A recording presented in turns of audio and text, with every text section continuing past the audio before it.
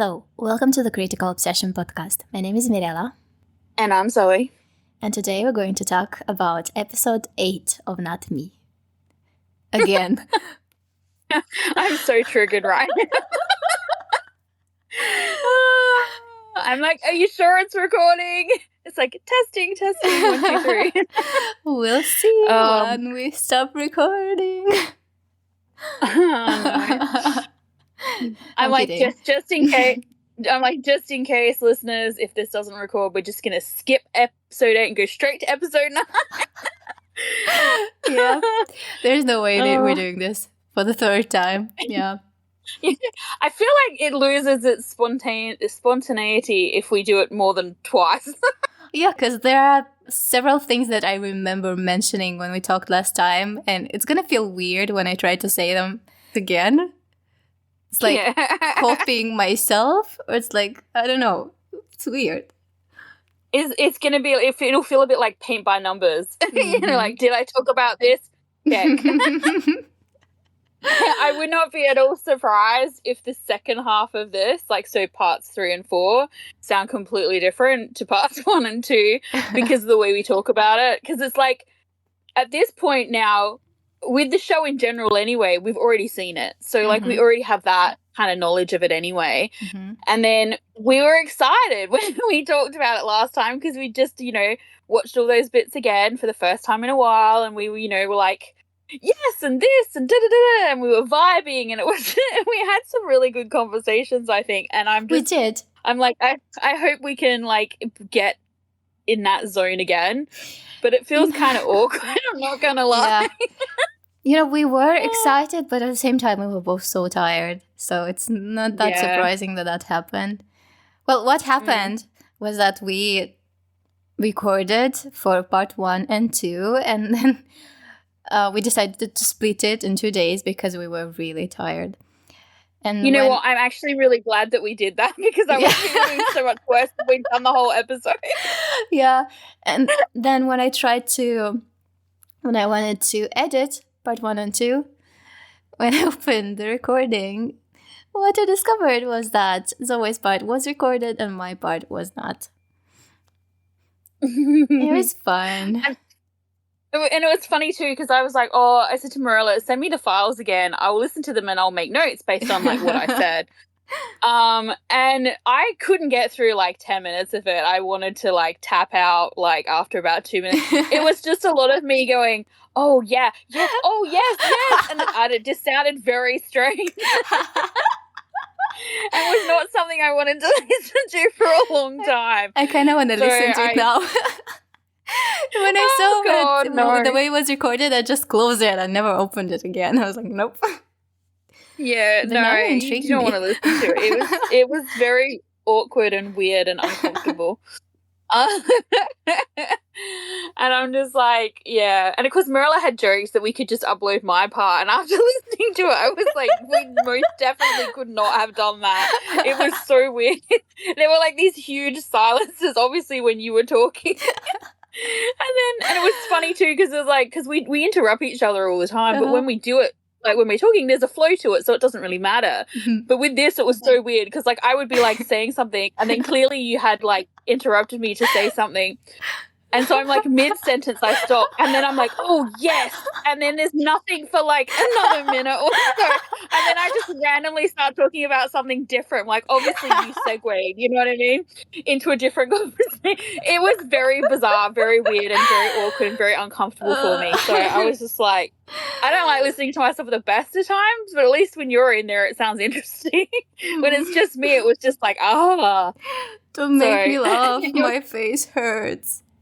I have a painful pimple on my face, and like every time I change my expression, it hurts. You have to be like stoic, very serious face. Impossible. But not too serious, because if you're too serious, then you'll frown and it'll hurt as well.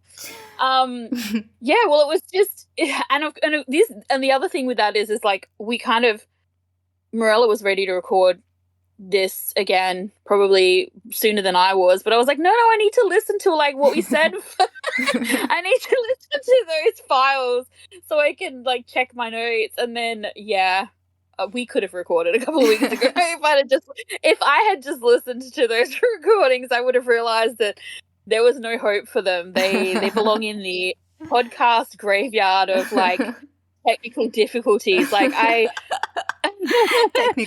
do not difficulties file. Yeah, folder. That's right. Like I do not like. I feel like I mean, this must happen to other people as well. But it's the first time it really happened to us. I mean, we had a few teething moments in the beginning where it was like we had like some static and some weird, dropouts and stuff like that until we were sort of, got a hold of what we were doing and changed our mics. Remember when we recorded for the first episode of Cooking Crush and then we found out that it's a cut version and we got so upset that we ended up not uploading it. We were like, yeah. Oh, yeah, that was another one. Yeah, that's one that we did re-record. So, yeah, because we were so pissed off because there was just so much missing. Yeah, that's right. We did actually re-record that one. Mm-hmm.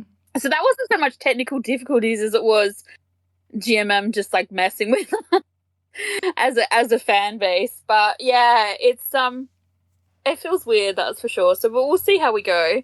We're still super excited and happy about it. We're just like we feel a bit awkward, I think.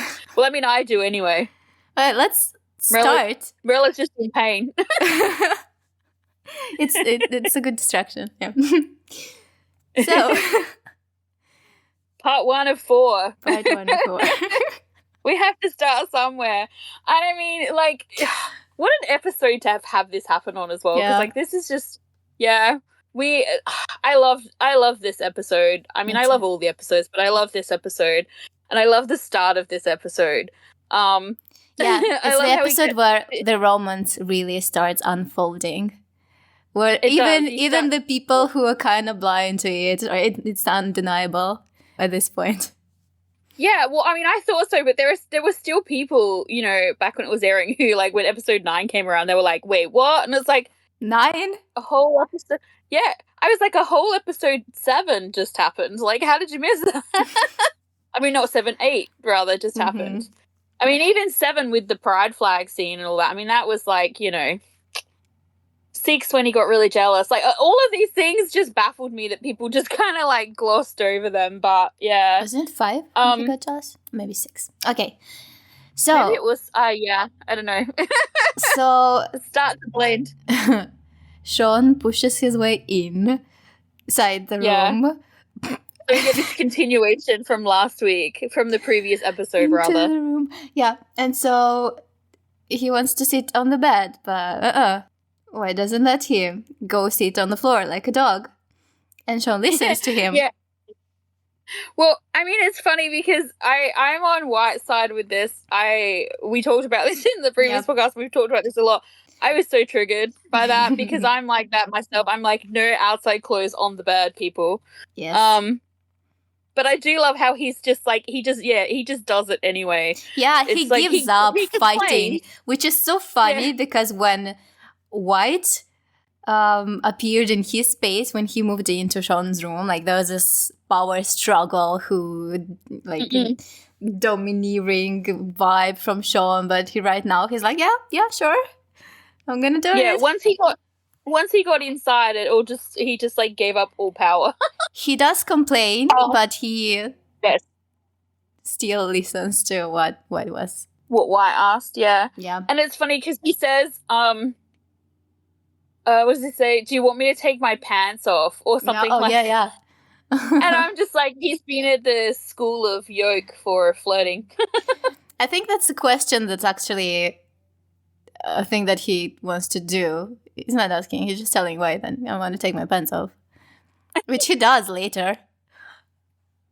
Yes, yeah. That's very true. The pants do come off at some point in this episode. Very misleading. Pants off situation. And White, I see it kind of like teasing because he's like, are you here to apologize? Because he knows Sean is there to apologize, but it's comfortable to slide back into this quarreling dynamic for him. Well, I love everything about this scene, like down to White laying on the bed behind him when when he starts drinking and stuff. Oh, the way he lies on that bed. What is he doing? Does he know what he's doing? And it's so funny because, like, Sean's like, you told me to sit on the floor. And he's like, yeah, well, it's my bed. Like, there's just so much sass happening here in this beginning bit. And then, like, you know, we have this, like, kind of is starting to build. And then you get the theme song, like, comes in. And, like, whenever it comes in, I was all like, yee! And then, of course, it opens to, like, Major League eye contact. Like, the way... They do the drinking. Way that they look. Yes. Sean came with a drink, and in order to open up the conversation, he wants White to drink with him. That's right. And at first, White kind of doesn't want to do it, and Sean is like doesn't want to start talking if White does not go along with his plan. It's like a contract, you know, like they both need to be vulnerable or something. It's like. Yeah, well, White says to him, like, why are you here? Yeah, he says to him, like, why are you here? And he says, you're here to apologize. And Sean is, like, not accepting that necessarily. He's just like, you know, kind of, I owe you, so I thought I'd bring a drink. And White's just like, sure. So you're apologizing. And like him taking a drink is like his acceptance of that apology, I feel like, because he's acknowledged that that's what it feels like to him. Yeah, but instead of apologizing, Sean is like, you've changed so much, which is like a reference to that moment on the rooftop where Gumpa asks Sean, well, how do you see... What do you see? What is the change in White? And we get the answer to that. He uses his brain more. He smiles more, which are basically probably the things the things that make Sean fall in love with him. And other things. The kinder one, I added this, but he mentioned using the brain and smiling more. Which actually can be kind of translated to being kinder or caring more. Yeah, which is basically like all aspects of White, essentially. That the bits of White that he's seeing are the things that make him feel this way.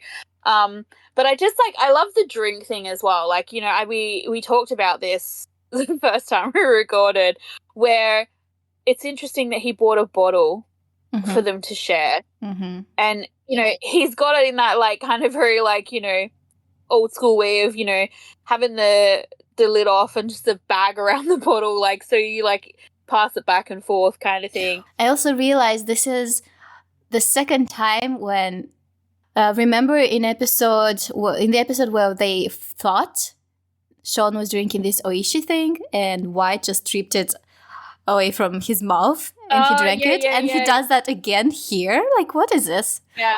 Why? It's like this. It's like, what do they call it? They call it an indirect kiss. And it's like stealing it, you know, that indirect kiss. Yeah, taking ownership. It's interesting because, as I said, like Sean could have gone there with like a 6-pack of beer or something.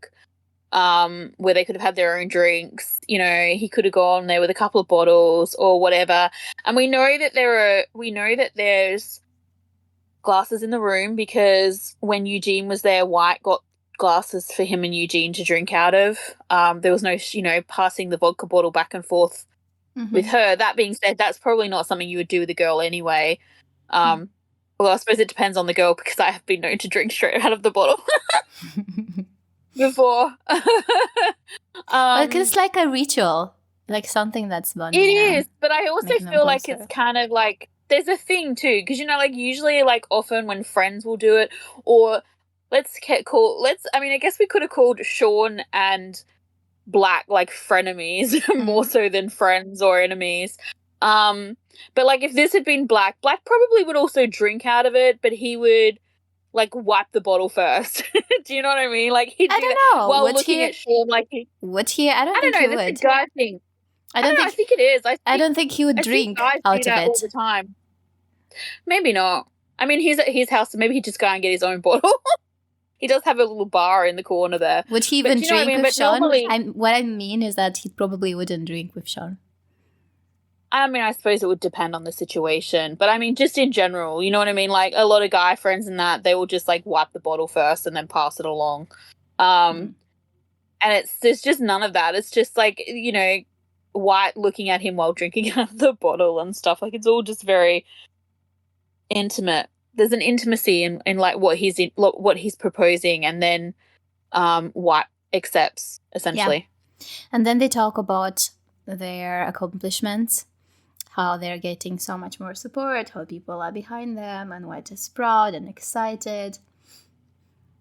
And not only that, but, like, when they're talking about that as well, like, you know, the entire time there's this intense, like, eye contact, and the way they're speaking to each other is, like, even when they're getting more animated and kind of, like, excited about how well it's going, they're so, like, talking so softly to each other.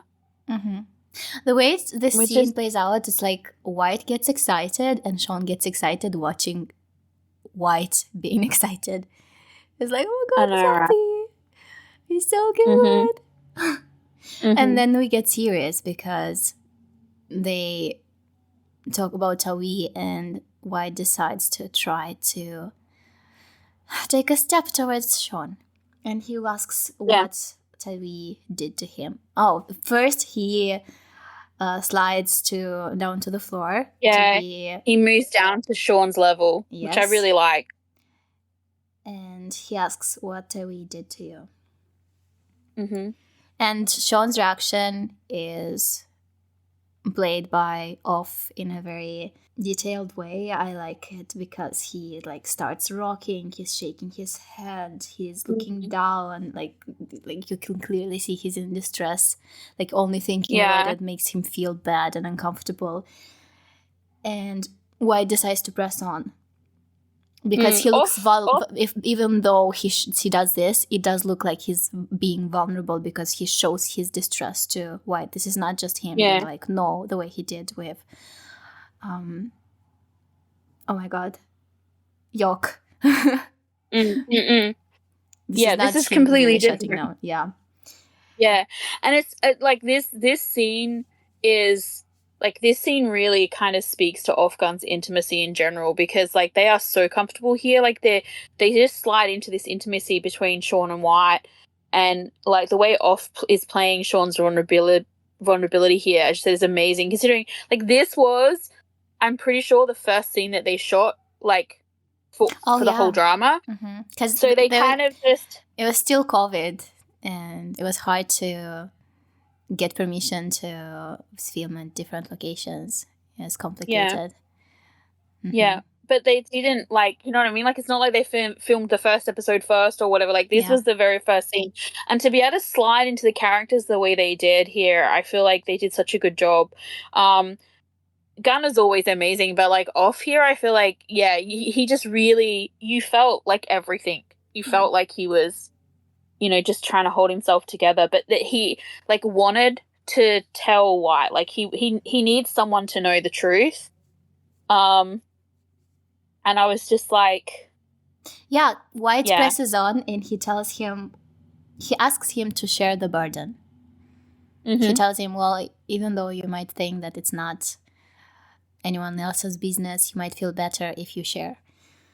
And he starts touching him, and I'm fascinated by the way he approaches Sean slowly, by the body language, because it looks like he's trying to wrap himself around Sean, because it feels like Sean is like an open wound when he starts talking about it. He's like, when I look at him and I hear him talking, and I imagine an open wound, and White is like something that what do you put? Like, exactly, like this is what it feels like, or a warm blanket to protect him from the cold, cruel world. This is what the way he leans into him. Yes, the way he leans into him initially is just, and he just gets closer and closer. Like, as I said, you could imagine a scene like this where maybe a character was taking advantage of one's vulnerability or something, but like this, it's like he physically can't keep himself away. Like, he's not even aware he's doing it. It's unconscious, and it's like this thing where he's leaning in and trying to support this person who, like, I feel like Sean is breaking his heart a little bit here. You know what I mean? Like, he knew it was bad, but I don't think he had any idea quite how it was bad. And like when Sean is telling him, you know, about how his mom died as well, and about how he had no reason to live on, and he says, "I was lucky I met you. You know, your plan gave me a life goal, and it gave me a way to fight." And it's just like, as I said, I literally don't know what White's doing in this scene. Like, he responds to Sean's need. Wrapping around him. Yeah. It's just. And it's like, but then we get this thing where he's like touching his face, and then like his ear, stroking his ear, and then and I'm just like, dude, what's happening? But he's just like, yeah, he just, I don't think he even knows he's doing that. Like, you know, and how he says to him, "I'm glad you told me about this. Like, it helps me understand and get to know you better." And the vulnerability like, that Sean shows when he says that, like, why do you want to know about me? Yeah, and White's like, I want you to trust me. Yeah, he's so thrilled that White wants to know more about him. That's right. And White's like, I want you to trust me like I trust you. And Sean's like, do you trust me? Yeah. Or did you just say that to make me feel good? And it's so revealing because, like, he's so unwittingly giving White all this power by basically saying, like, if you trust me, if you, like, you know, if you understand me, it makes me feel good. Like, oh, wow. And then, of course, very brave of him, though, like, to be this honest and to say something like this. Especially to a history... To a person like White with his history from Sean's point of view, because he's black, right? He hurt him in the past. Yeah. And now he decides to be vulnerable like this. I know, right? And he still obviously is suspicious of, like, this change in him. Just like, you know, White was suspicious about Sean because he couldn't, that neither of them can equate, like, I think Sean has now worked out what's going on in terms of how he feels, but, like, before, like, neither of them could kind of equate how they were feeling with the person in front of them. So, like, White's reaction was, I don't understand him, and I don't know why he's making me feel this way, and it's uncomfortable, so, like, he's suspicious. Not like, I like this dude, but instead he's like, this must be a reason why this is, you know, he's different to everyone else, therefore he's suspicious. And from Sean's point of view, well, like, he's just so different. Like, you know, like, what has changed him in, you know, what has triggered this? And I guess there would be a little bit of fear in that too as well. Like, he clearly likes this version of Black. He, you know, is very fast falling in love with this version of Black. And he wants to be vulnerable with him, and he wants to trust him. We saw that that's why he was so angry at the end of episode 7, because he just... or was it end of episode 6? Whatever, where they fight. Like, you could see that he was starting to trust him, and when he feels like that trust was betrayed, he feels, you know, like, gutted by that. And so it's like he's still a little bit suspicious because there's fear involved, you know, like, the deeper your feelings go, the more afraid you are that might go away. And for someone like Sean, who's lost essentially everything, like, you have to try and protect yourself a little bit, but I feel like he's kind of a little bit gone too far in the opposite direction. Like, that's out of his control now. Like, the best he can do is try and work out, like, what is actually going on as well. So they're both still a little bit suspicious of one another, even as vulnerable as they're being with one another. And then, of course, we get the trustful. But before that, I want to say that Sean's history is heartbreaking. Oh my God. It's basically a story, a coming out of age story where a person gets abandoned by society. He loses everything that matters to him. He gets disillusioned. Yeah. And the fact that somehow he got to this point just shows how strong he is. Yeah. And how determined he is. And I mean, and now that you're talking about this too, I remember we did talk about how heartbreaking it is, because, you know, like, it must be really hard.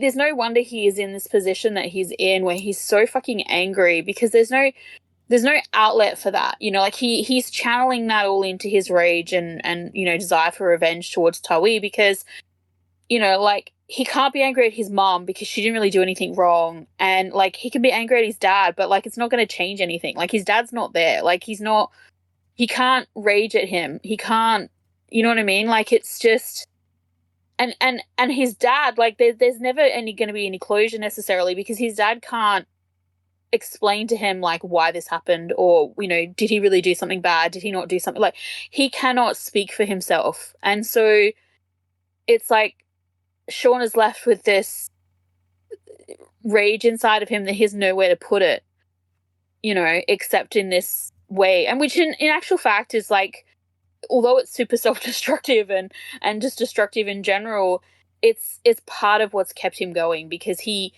without it, like, I mean, yeah, he's strong and everything, but like, what do you do? Like, his friends turned their back on him. I mean, it sounds like no family stepped he was up. in exile. Like, society turned away from him, because you know how it is. If someone in your family does something or is accused of doing something, it puts a strain on everyone from that family. People probably started seeing him differently.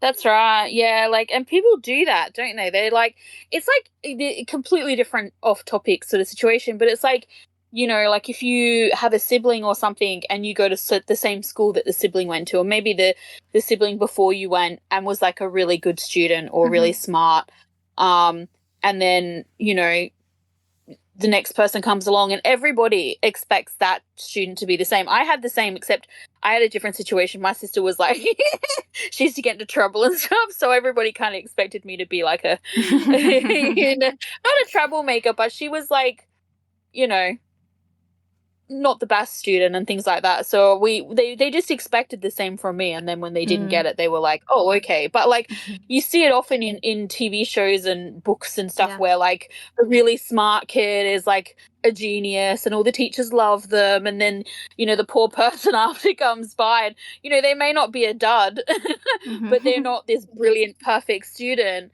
And so, but everybody's judging them in that same way because of this one person. So, I mean, it's the same sort of thing, isn't it? You know, like, I suppose, I mean, you see it as well also in literature and stuff like that, where, as you said, if someone in a family does a crime or something, people who are affected by it especially will hold everybody accountable, whether they had anything to do with it or not. And it's especially painful because he says his friends turned away from him. So even people who knew him, basically. So, like, they wonder, you know, like, did he know about it? Did they, you know, there's all these things that people think of when bad stuff happens. It's like, I read a really good book by an author who unfortunately passed away. Her name is Rachel Kane, and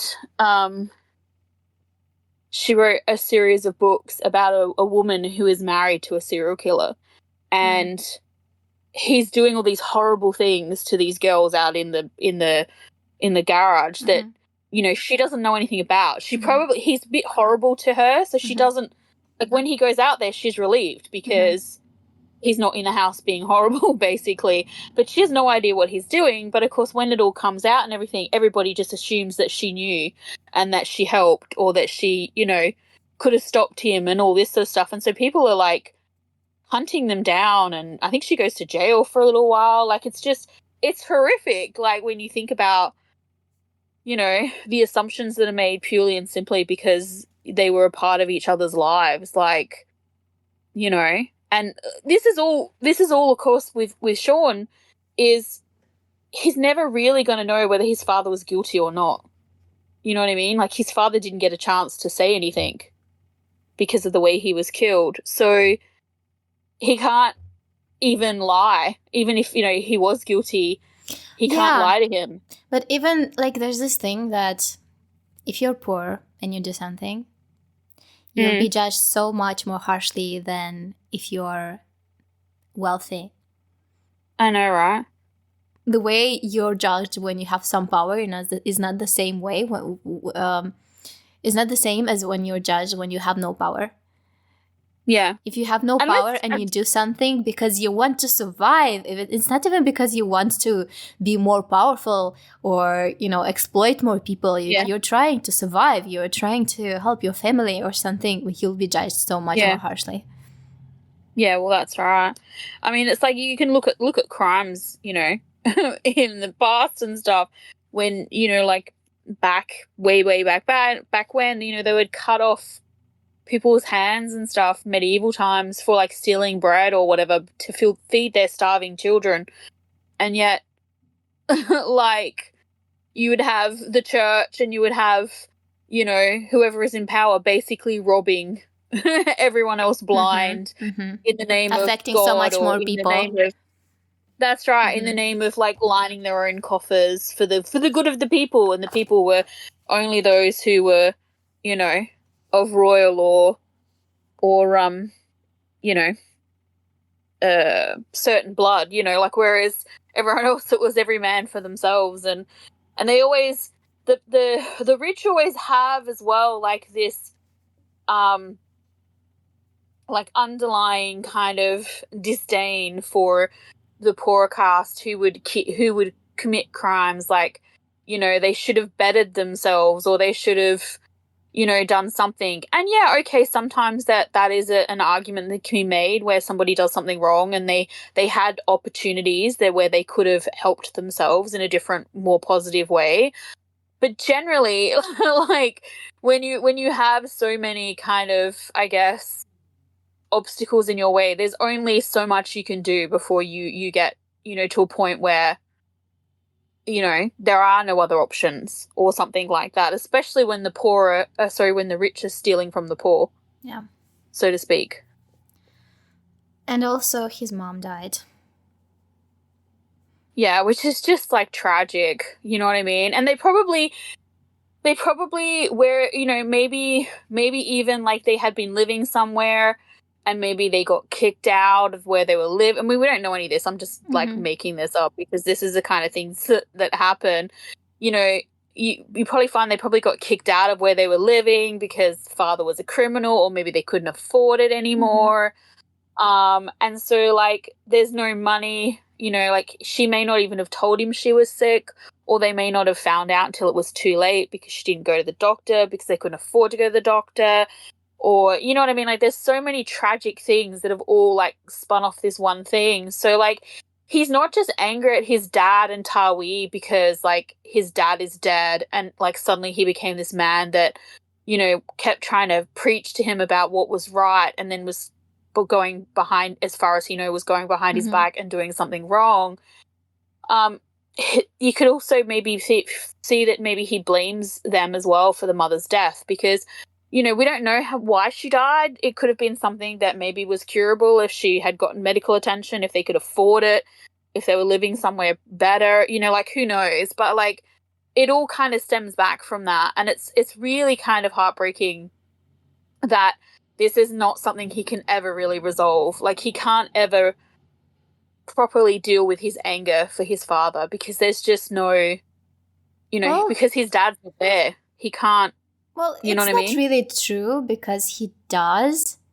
Because once you... No, but do you mean talking to his dad and, like, talking about it with him directly? But, yes. If you focus on that, there are so many situations in life when, like, we like to talk about closure. Like, there's this thing about closure. Like, you have to talk with that person in order to, like, the breakup to be closed. But I don't really believe in this, because it's not... I think it kind of gives you the illusion of control of the things that you have no control over. I don't think I mean it like that. I just mean, like, because in this instance, for example, I have an opinion about whether or not I think his father was bad, and I don't think his father was bad. That's once again, that's just my opinion based on things that we're shown make me think that his father was probably innocent. But he'll never know that. And so even if he gets over it, even if he moves past it, which we see he gets, into a way better place, and he channels his feelings and things into a more healthy way, he has White now, makes him happy, all that sort of stuff. like, his opinions that have been damaged about his fart, that can never really change. Like, he can let go of the anger, but he'll never really know for sure, like, what actually happened there. Like, unless Tawi was to tell him the truth, and let's face it, he's a fuckwit and he would never do that. He's very kind of like, he'll never know for sure. You know what I mean? And that's not that's a stain that can't be removed, and that's a shame. I mean that. But yeah, you can definitely let things go. That's a conscious choice, I feel like. You need to get to a place where you can do it by think yourself. rationally and you know.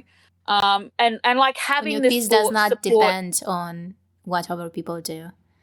Or that's right. At least try to get to that point. That place, yeah. Mm-hmm. And I mean, he's lucky later on because he has the support of White.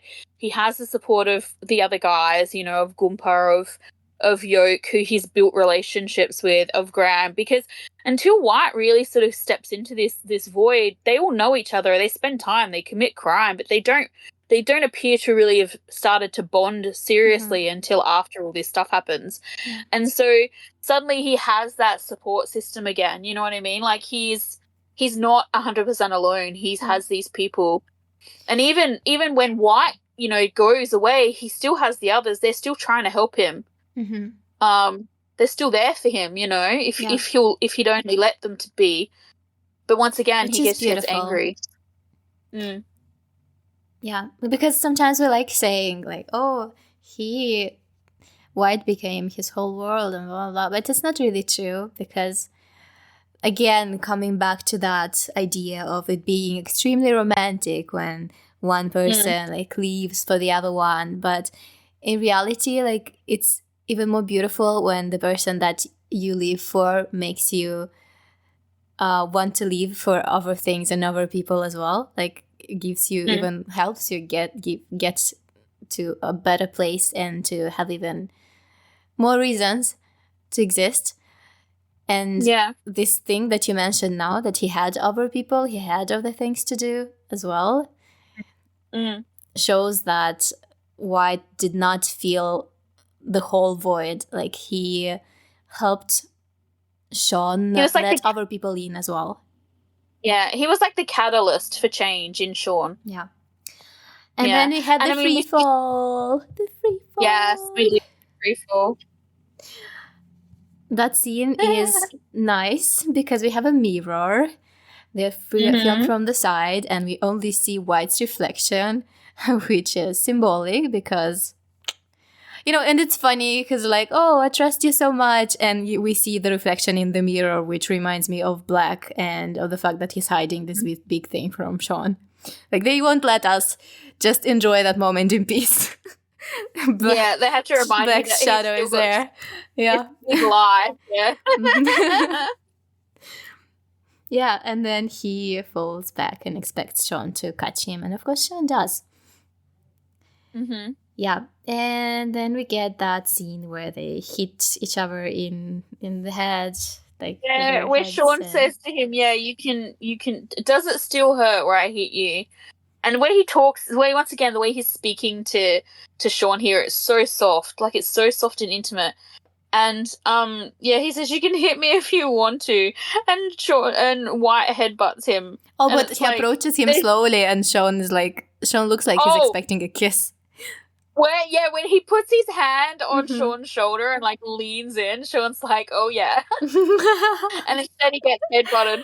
But they're both so cutely in pain after the headbutt. Like, it's just, like, it's really cute. And of course then we get another one of the brilliant voiceovers of White, where he says, he says, I love the way he looks at me has changed. Mm-hmm. It's not as aggressive as it was. It's like the secret he told me is like a door I can walk through to get closer to him. And I'm like, oh, why do you want to get closer to him? He does not. Like, I still feel like White does not realize that he's having, like, the kind of feelings he's having. Well, it's a choice, like, I think. He's like, I'm not gonna ask myself that question. I'm just gonna walk forward. I I just feel like, if we're correct and he's never had, a same-sex relationship before, then he may just not be realizing, you know what I mean? Like, it's just, it didn't occur to you, you know what I mean? Like, I had a similar situation where I liked someone and I just kind of thought I liked this person because we had this comfortable kind of connection where it was easy, you know what I mean? And it was just really, and I'd had a couple of really difficult relationships and it was just really kind of attractive, and I thought it was just that, and did not occur to me at all that I actually liked this other girl. I and of course when I realized that was what was going on, I was just like, oh, okay. It was like a light bulb moment, but it took me a while to get there. And I was actually talking to a friend and she's like, you like her? And I was just like, yeah, of course I like her. And she's like, no, you like her. And I'm like, no. And then I'm like, wait, actually, you might be onto something there. And so I just feel like it hasn't occurred to him that that's a thing that he can be feeling. Like he just, I feel like he's got too many things on his mind at the moment. Like he's so invested in obviously his brother, but also at this point now he's so invested in Sean and making sure that Sean survives. Like he's just this whole fatalist thing whenever Sean is willing to sacrifice his life or something, it just freaks him out and he just hasn't realized why yet, but it's very interesting to see the way they are, together like this alone when there's no one else around and no one to see them, to witness it. So poor Gumpa missing out on all this fanish behavior.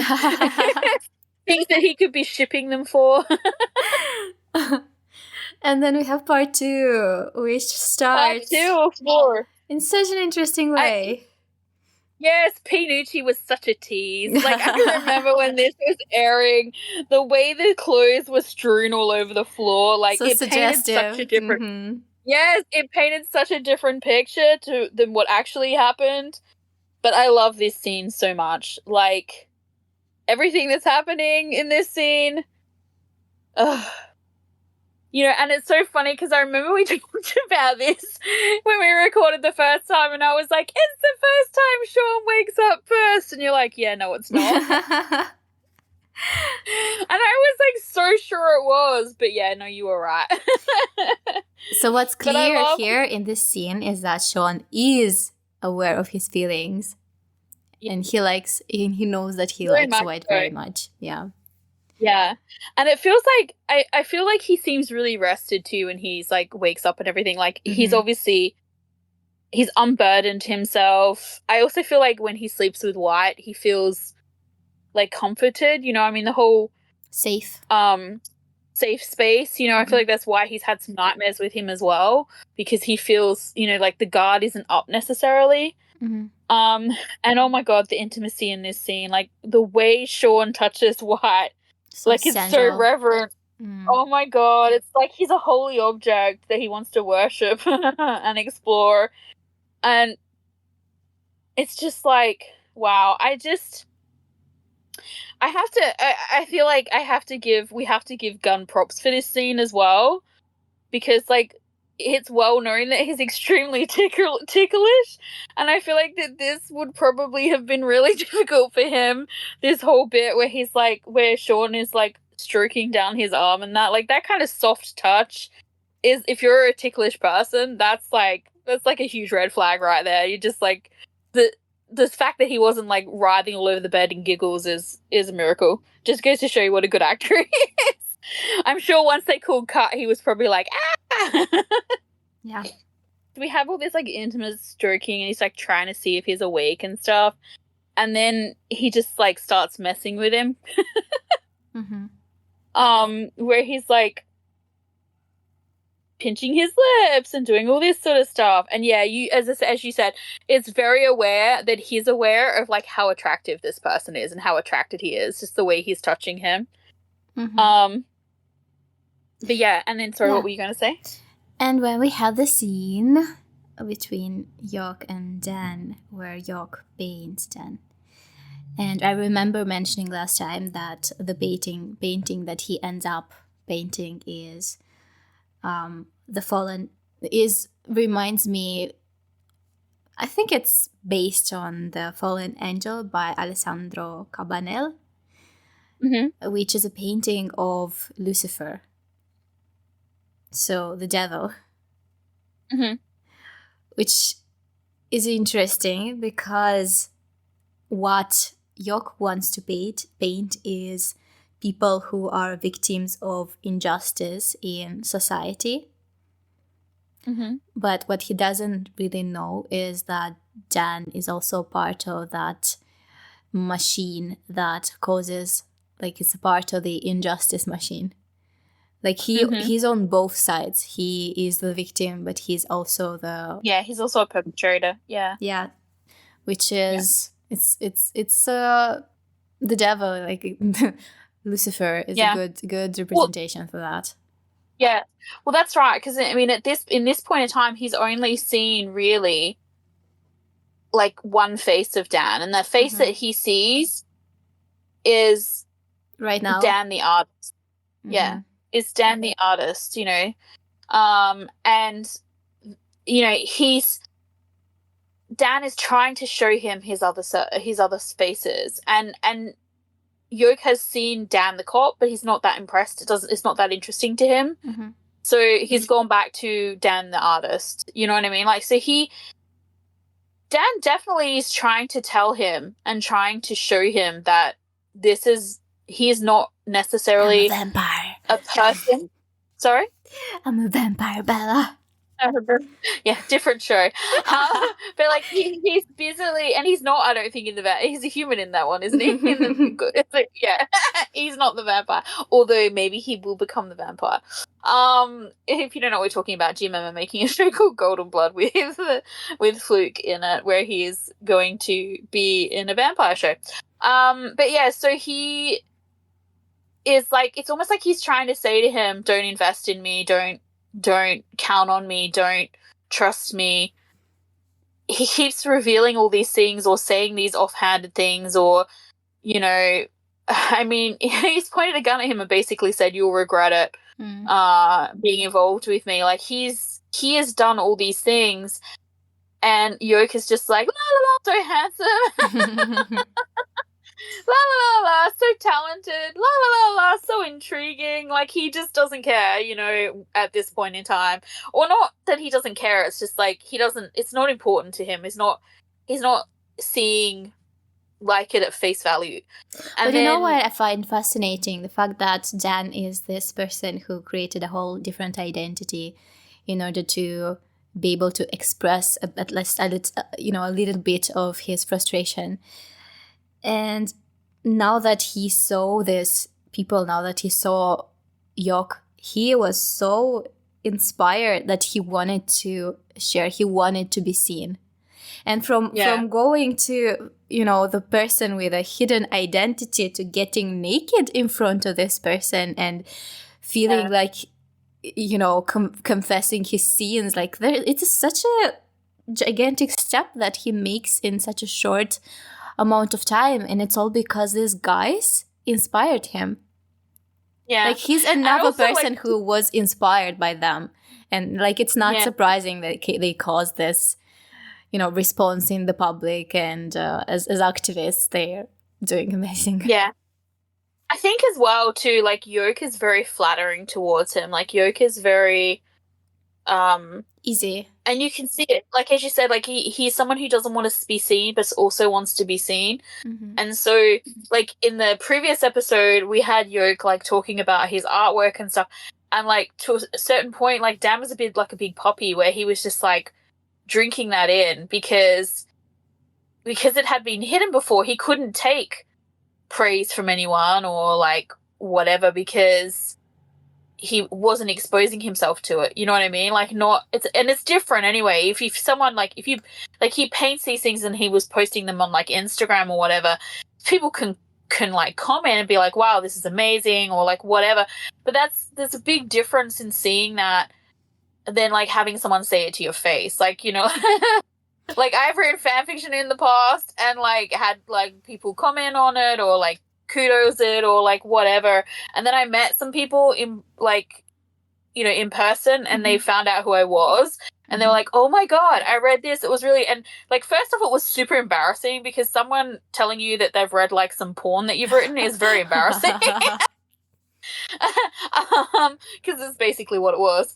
But like, it's really way different because it's, you know, like, it's in your face, you know what I mean? Like, you can't, it's a thing that's happening right there. And like, with Dan and Yoke, like, Yoke is so like enamored and like enthusiastic and just like, wow, you know. And so it's like, it's not just like a compliment or like a, you know, someone being interested or whatever. It's like this full on thing, you know what I mean? And he won't let Dan hide into the background or hide in, you know, in the shadows, so to speak. And as you said, it's super brave that he goes from being that person to stripping off his clothes, because there's nothing more vulnerable than that, I think. I think it's being brave, but also a bit of being self-destructive, because it feels like he cannot really stand the fact that people do not see this part of him. Like, it hurts him, the fact that York sees him like a positive thing, like this impressive, attractive, good guy, and he tries to tell him, no, I'm actually ugly. Yeah. I've done bad things. Yeah, that's right. Yeah. And because a little self-sabotaging. Yeah. That's right. And it's like, and there's that too, but it's also, like, as you said, like, he is, like, he keeps saying, you know, like, don't trust me, don't do this, don't that, but like, he is also leaning into him. Like, he's saying, leave me alone, but then he's drawing him in his picture and he's doing these things that, you know, like, one side of himself is like dying for the attention, dying to reach out, dying to have that connection. And yeah, it's just, yeah. But I was so impressed with his acting in this scene, the way he breaks down. Like, I was so amazed the first time I saw it. You know, when he's talking about like how it was his dream to be a cop since he was a little kid, and Yoke says to him, is your dream still as beautiful today as it was back then? And he gets so self-reflective for a moment, and the way he just breaks, like, it's amazing. I also really like the way this scene was shot. Like, I think they did such a good job of focusing on like the individual body parts and like his face, like it, and it was like, I mean, this is a BL, so this scene could have been shot a different way that made it like kind of sexy or like whatever, and it would have completely missed the point of like what's happening in this scene. And this scene is shot in such a way that it makes it so artistic, like it's motivated by the art and by this like vulnerability that's happening here, and it's not meant to be anything else other than that. And it must feel like you can see the way Dan sees York, like this, like he is shot from up close, and you can see his eyes, and it's like seeing Dan as a concept. He's not looking at him like a person. He's looking like someone who tries to catch the essence of something. Yeah, that's right. He's making him a sum of all of his parts. Yeah, it's which makes him feel so much more vulnerable. Yeah, and then the shots of certain body parts of him that don't feel sexualized, or you know, like there's no sexual tension between them at that moment. It really is just a painter and the object that he's painting, or this person that he's painting. Just as York said. Yeah. It's very well shot. Yeah, and it must feel like such a release as well to be that vulnerable in front of somebody. Like when he says, like, I feel like I'm confessing my sins. Like that must be what it feels like. Because as you said, like the way Yoke is assessing him, like as he's drawing him, he's looking for something. You know what I mean? He's not looking necessarily for the same thing that Dan is afraid of him seeing, but he's definitely trying to, you just said, capture his essence. And he says, I did something wrong before and I can't go back and fix it. I tried to reclaim justice, but I failed in the end. I could do nothing. His illusions about his career are just broken. Like, he wanted the dream, you know, he wanted to be that person, and it's just all been completely broken by, like, these events that happened. He can't go back. Like, it's just, he's almost had this loss of innocence of himself, and you see that like Yoke does a really good job of drawing that into this picture, this vulnerable person who, you know, like it's essentially a picture of a naked man crying, but there's more. There's so many layers to it other than that. And as you said, like the finished copy, the way he colors it in this redness, like it's so angry and it's so like kind of it has the same vulnerability but like a completely different connotation to it. And it's so interesting that they did that, because like when you get to the end of the story, we know that like Dan is true to his word where he tells you, you know, you can't trust me kind of thing, I'm not reliable. And he proves that to, like, Yoke learns that lesson in the hardest way possible. And you see that, like, he's gotten that out in his art by like expressing it through his use of color. Yeah. But it's, yeah, they did such a good job with the art. Another detail, because when he paints him the first time, I think you can see his whole face, but in the finished version, he covers half of his face with his arm, and you can only see his eyes. And, you know, the eyes are the windows into the soul. And it's like he's hiding something. And it's something that is also present in the picture, in the painting that I mentioned, the falling angel. Because when you hide your face and only the eyes are shown, it's like this emotion are pouring out of that person. It's not something that you see on them with the, I want to say naked eye, but it's not the correct thing to say. Like if you look at them without really paying attention, you would not notice that. But once it's in the eyes and you concentrate on the eyes, you can see that there's so much depth, and that's really like this hidden emotions. Yeah. And it's interesting too as well, I feel like, because like we then have this part in the scene. Yeah. What? I don't know. I thought about the fact that Yoke gets a bit dirty with the paint, and he approaches. Yeah, with the charcoal. Yeah, I was going to say this because, like, initially at face level, this part of the scene is quite playful and like almost joyous, because there's this like release from Dan. Like it kind of like he's exposed himself. I mean, he didn't tell Yoke everything, but he's kind of let a little bit of it out. He's exposed him to a little bit of the darkness, and Yoke hasn't run away screaming. So there's this like release of like almost kind of relief.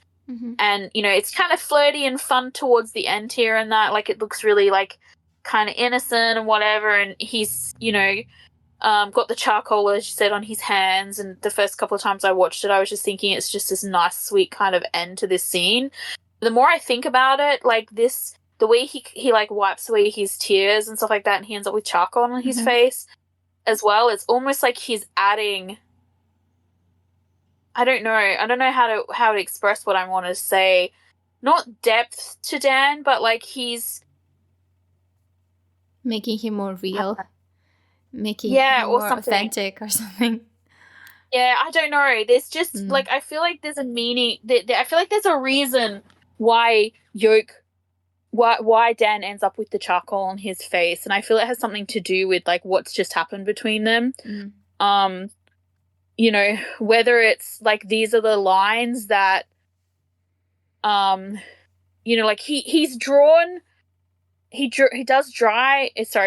draw Dan's tears into his drawing, but it's almost like he was so caught up in what he was doing at the time that he's not really acknowledged them in himself. Like they're in the drawing, yes.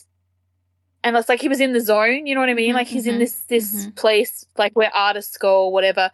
And so he's absorbing this information, but he's not really like digesting it or something. Like he's not absorbing, he's like a medium through which the information pours.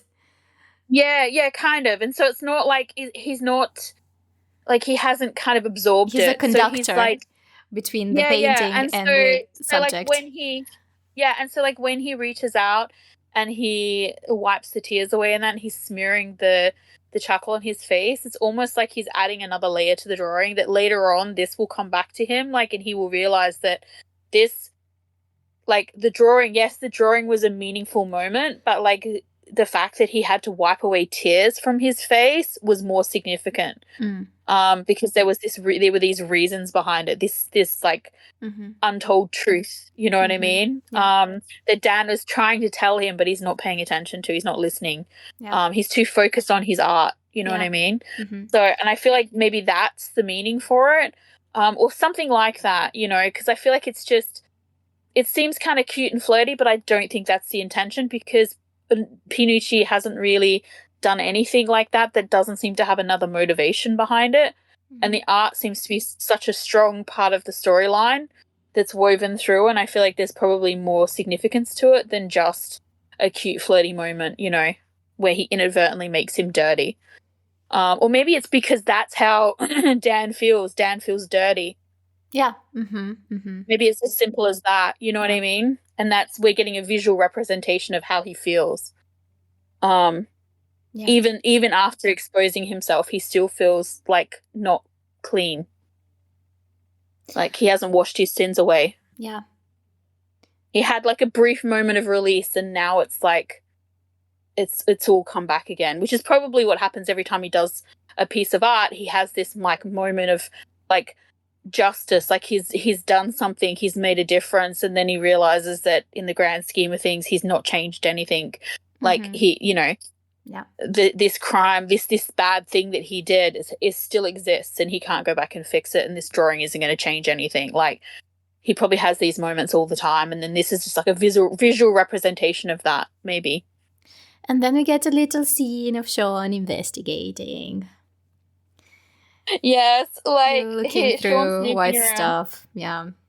And he sees like the glasses and the lenses, and I think that just makes Black, let's say, look more endearing to him, because he is hiding a vulnerability. Yeah, and it's interesting because there was so many speculations about this scene. There was so many like it was so misleading. Oh, it was this whole like Pinucci was great at doing like the red herring thing, where she would like be like, hey, like misdirection, like, hey, look over here at this bright and shiny thing, and we'd all be going, oh, that's what's gonna happen, and then she'd be like, psych. And we would be so wrong, because like half the fandom, I reckon, was like, oh my god, he knows, and we were so wrong, and we were so like I mean how could you not suspect that he knows after a scene like this? Yeah, but it's good that he, like, on one hand, I remember watching it at the time and being like, oh my god, I wish he knew I hate this so much. But, like, as much as I hate episode 10, I love episode 10. So, like, I think it's a masterpiece. So I feel like you couldn't have had episode 10 if he knew. You know what I mean? So it's like... No, we needed that Black moment in order to understand him. Yeah. Yeah. And so it's just, it's kind of like... The next, after episode 9, basically, it just gets really kind of like, like frustrating, but like in a good way. And yeah, she was very good at the misdirect. Like some of her trailers were like so misleading. The lead into this part 2 with the pants on the clothes all like they'd gotten it on or something, and then even this bit where he just looks so suspicious. And it's like it goes back to what I was saying earlier, where like he trusts him, but also he's like, he knows there's something that White is hiding. There's something that's not quite right. Yeah, like something is. There's a reason why, like, you know, like he's obviously known Black for a while. Like now suddenly he's like in love with him. Like, what the hell? Like he's like, there must be something. I need more information. But the thing that's interesting is that he decides to trust him despite knowing that something is not right. Well, this is the thing. I mean, even when he thinks that White has betrayed his trust, like at the beverage factory and that, he realizes, you know, afterwards, belatedly, unfortunately, but he does realize that, you know, he didn't. He was looking out for him. Yeah, that's a lesson that he learns. He learns that lesson, and he never goes back to not trusting him. Yeah. So he has to. You know, it's even like later on when, you know, when he realizes that White and Black are a thing, and he sort of says to Black about, you know, how he's going to get White, and Black says to him, you know, I told him to stay away from you, and he's like, well, he would never do that. Like, he has such faith in him. you know, like he trusts him so much. He trusts White so much not to let him down. So should we go watch part 3? We really are going to watch part 3. I know, right? Like, I'm just like, wow, really? Is it that time? All right, yes, let's do it. Let's go watch part 3. Let's go. Part 3. So it starts with bondage. Fun! Yeah. No, it does start like bondage. It's your turn to say something like, the internet was going crazy when this happened. Because I was not there. But I suppose... I actually can't remember. Because I remember there was like some... It was either some weird... Not weird trailers, but like trailers that were edited in a certain way. And like behind the scenes clips that were edited in a certain way that were like... Things happened... like seemed to happen out of order and stuff like that. And so like when you went to go and watch the episode, you had like almost like a preconceived idea. Like, as I said, everybody, when we saw the bit of like Sean going through White's bag and that and finding the contact lenses and the glasses and all that, everyone was like, oh my God, he knows. And then there's like a conversation that happens between Sean and Gumpa, which I think is actually in the next part. And in the behind the scenes, there's like a way more to that conversation, like where he says something to Gumpa, like something about twins or something. And you think, oh, he's worked it out. Like everyone sort of like had this preconceived idea, I think, about like what was happening in this episode. And then like each time it got a little bit further on, you were just like, I have no idea what's going on. But I was still holding on to he knows, like right up until like almost episode 10. I was in Delulu land. Or not that he knows, but that he like suspected something, like, and had a kind of an idea. But yeah. And part of that was like, this whole bit here is so weird. Like, I have so many questions about what's happening here. I'd love to know what your take is, because it starts off with bondage. Yep. So basically we had the last part where Sean was being all like reverently touching him and like sort of teasing him, but like being really soft and like clearly admiring him and being like attracted to him. And then we had his little hunt for the truth or whatever he was trying to do. And then suddenly now he's like tied like White to the bed. And so, as I said, a lot of people, I think, thought, oh, he must know something, or he like really suspects, like he's messing with him because he knows, or like, you know, whatever. But of course we know that that's not the case because we've seen it already. So spoiler alert, guys. So we know that that's not the case. And then it's like he waits until White wakes up. So like White wakes up and he's like starts panicking because he's tied to the bed and he can't find Sean, and you know, like his voice gets a little bit like high there when he's calling for Sean.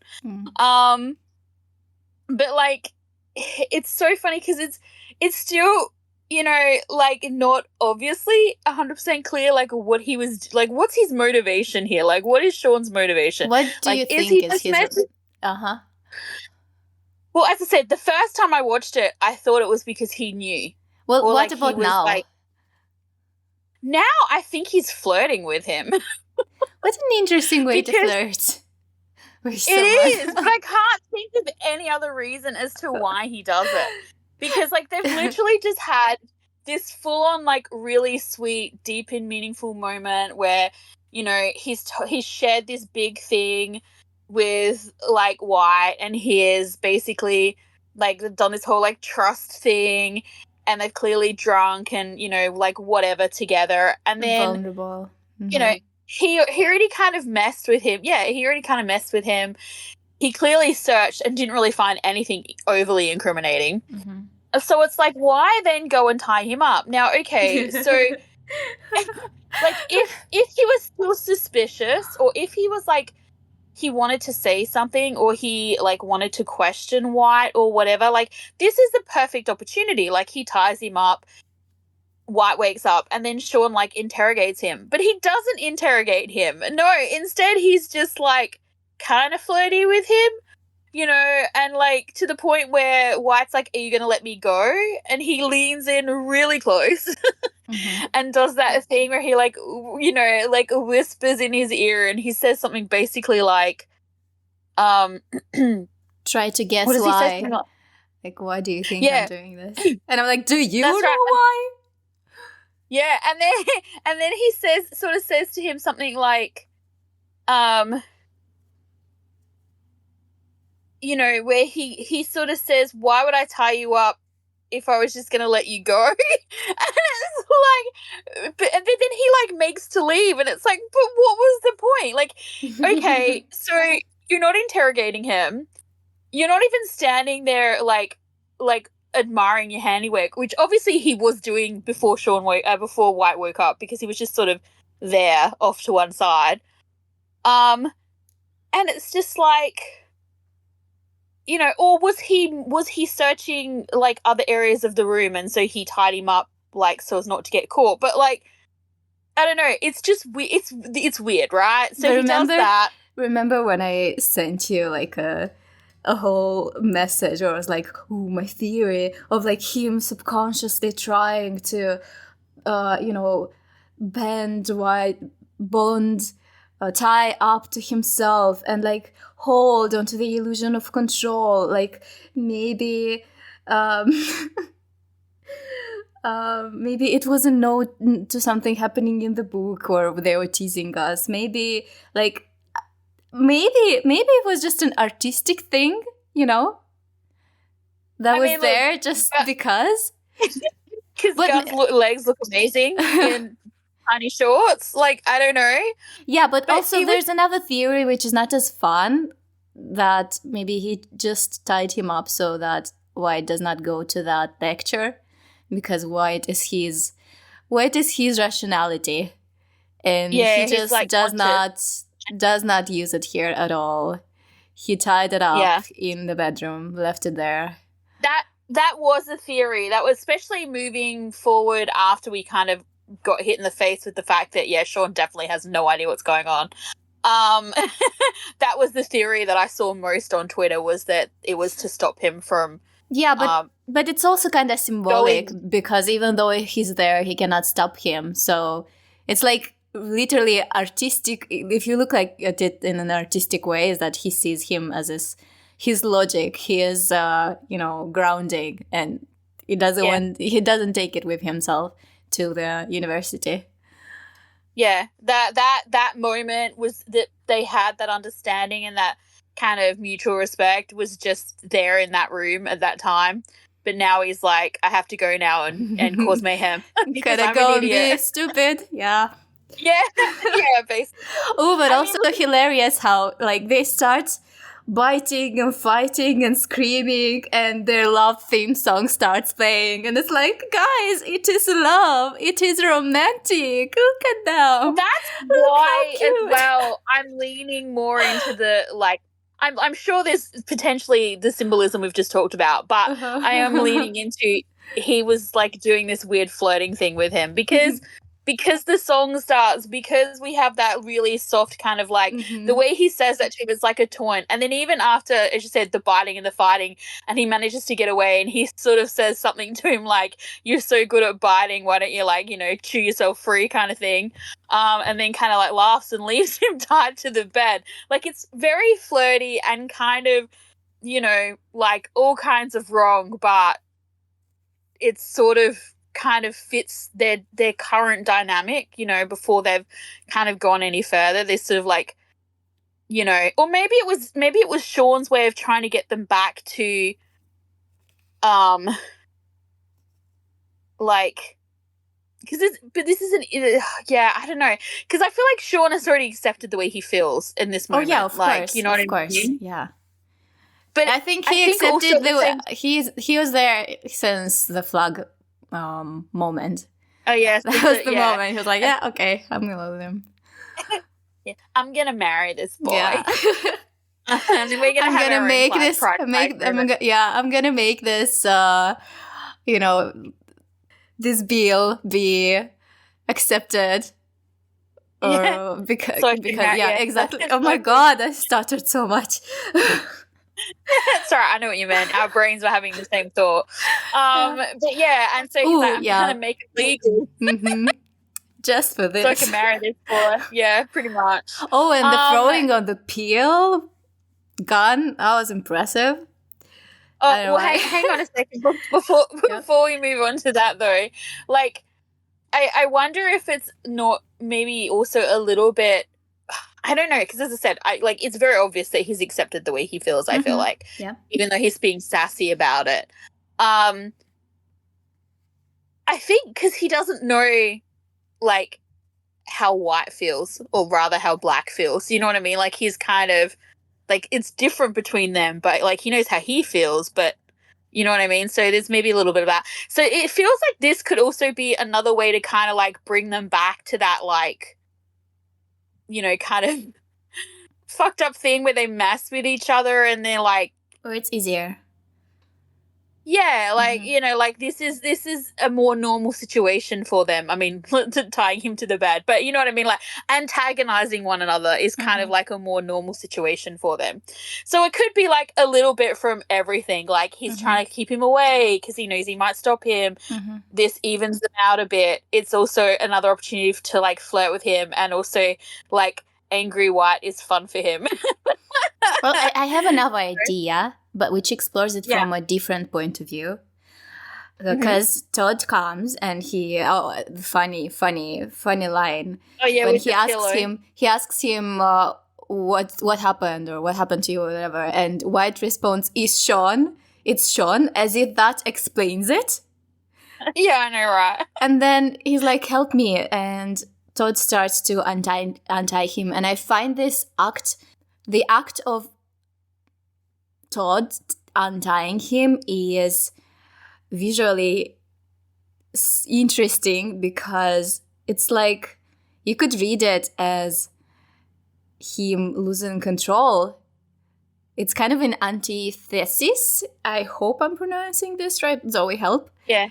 To Sean tying him up, because he loses control over him and he kind of has to do it.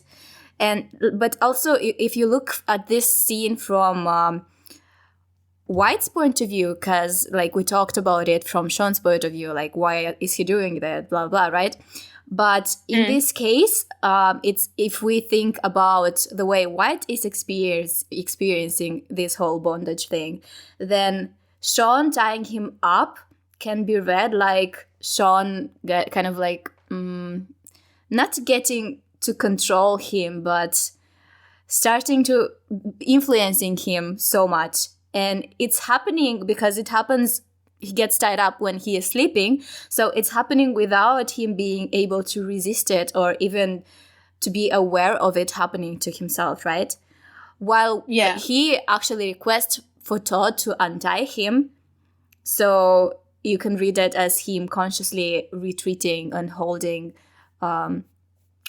back from being like tied under Todd's control. Yeah. Yeah. Yeah. I mean, it could be something like that. I mean, I find this whole bit with Todd really weird. I'm not sure. I doubt that they wrote it thinking about this, but it's just interesting that Todd unties him. Like, seeing him untie him made me think of this, you know, how do you pronounce this word? Antithesis. And antithesis or something. It's something like that. Yeah. Yeah, it's not an easy word to pronounce. I think I've probably pronounced it wrong too. Yeah. But yeah. Yeah, I find this whole scene with Todd like a little weird as well, because there is kind of a flirty connotation to it as well. Playful.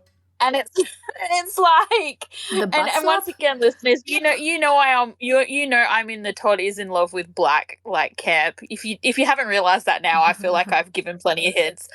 And it's just like it could be just a friend thing, you know what I mean? Like, friends like muck around with each other and stuff like that.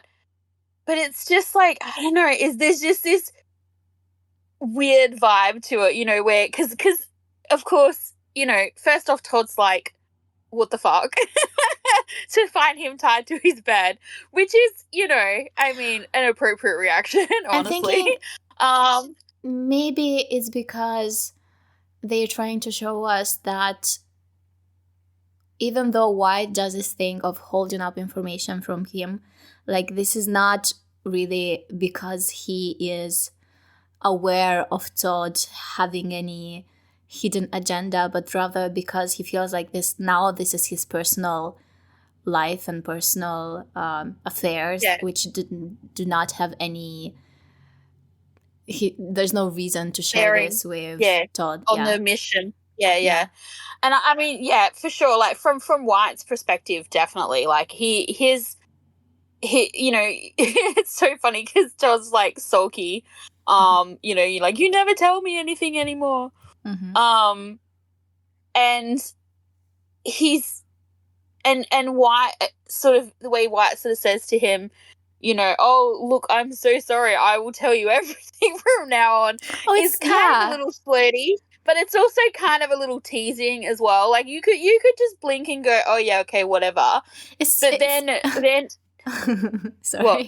So it's just fascinating because Todd is trying so hard to play it off as like, oh, actually, I don't really care. You know, it's not that important to me. While in reality, this is very important to him, and he really wants to know, and he really wants to have control over this situation. Is like he even came to this room to him and like to find him and everything. While White does not take him seriously at all. Yeah. Like it's like it's very it's easy to sort of to see it slipping into this like kind of friendship camaraderie where like White is just like kind of like teasing him because he thinks he's being silly and weird about stuff that's not important, as you said, because he doesn't think it has anything to do with his brother. Therefore Todd doesn't really need to know everything. And especially he doesn't need to know about like what just happened with him and Sean. Like that's that's their little like secret moment that they had. Mm-hmm. And so he's kind of playful about it. And I feel like as well, like Todd for White is like a part of his old life, you know, still like he's a friend from his, you know, remembered childhood. So I feel like whenever he interacts with Todd, he is reacting with the Todd he remembers, not necessarily the Todd that he has in front of him right now. You know what I mean? Like it's like he's kind of pulled himself right out of his old life. And his brother isn't there. Mm-hmm. And so like Todd is like the only kind of like last vestige of his childhood. So there's that little bit of like easiness to the relationship. Like he's taking Todd totally at face value because he's made assumptions based on like their previous relationship. And I feel like you see that as well in the kind of like flirty, jokey tone from White's perspective. And then, but Todd is totally like sulking, like down to the like, I'm not sulking bit. And then when White's phone, when he gets the text messages and he gets up to go and answer it and Todd like smacks him on the butt. Also, I know guy friends do that, but I don't know, just the whole thing just had a vibe to it, you know what I mean? Like, I feel like Todd is sometimes getting confused. Or he's like, he just misses, you know, another butt that looks identical to that one. That is fucked up, Zoe. That is fucked up. It's wrong. I'm not saying it's right. I'm just saying, like, this is one interpretation. Can you imagine slapping, like being in love with someone, being attracted to someone, and then slapping the butt of their twin because it reminds you of the other person? That is so fucked up. It is, but like so is Todd, right? So he totally fits. Yeah, he is fucked up. It does fit. And he's like so sad when like when White's like, all right, I'm gonna go, peace out. And Todd's like, the soy milk. The way here. The soy milk though, Zoe, like it is enough to feel the stomach. Yeah. And look how much he bought him as well. Like he bought him so much soy milk. And I'm assuming there was something else in that bag, but like a food, because he says to him, what about all this other stuff? But yeah, it's Yeah. a cute little kind of, I guess, product placement there. Yeah, and but then yes, he gets a text message from Graham which basically says, "Are you coming?" Do you know, you don't want to miss out on the Tawi speech. Yo, and I feel really need to talk to you about something very, very serious. Yeah, and I feel like White probably had like an moment with the Tawi speech. He's like, he didn't even change his clothes. He just like grabbed bits and pieces to chuck over the top. Like he's just like, oh, that's so. I feel like that might be his interpretation. Like when he gets those text messages, his interpretation of what Sean has just done is what a lot of people suspected, was that like maybe he was trying to keep him away.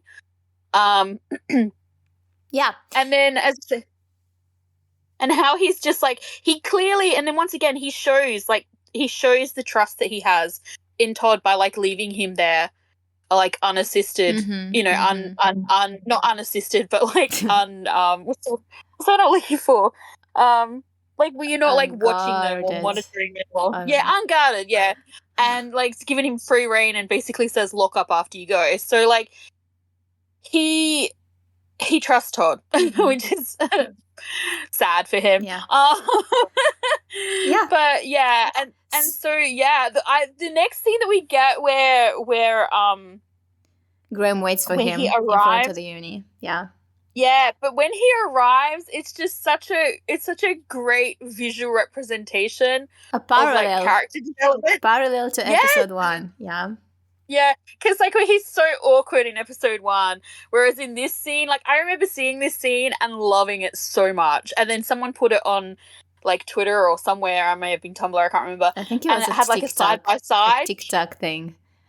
Oh, maybe TikTok, yeah. And I had it like side by side, and I was just like, it was such a great like visual representation of character development.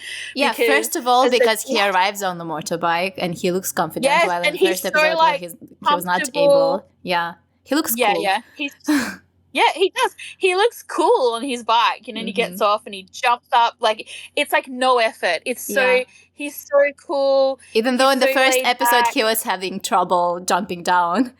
He was scared. He like shimmied down like super awkwardly, and like also a newborn deer trying to stay up on its legs. Yeah, both moments being witnessed by Graham.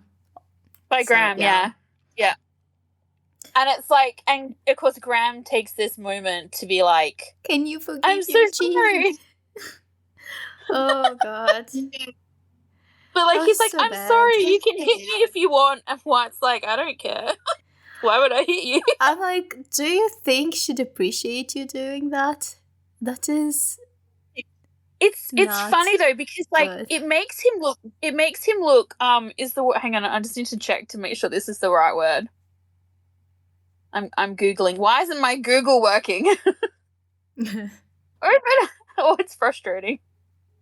Yeah, okay. It seems really altruistic of him, like you know, like he's being selfless and you know whatever. Whereas this is not what he wants at all. Let's be honest. Like Graham, like why are you pretending like you want them back together again? Maybe like, he wants to be able to justify his next step.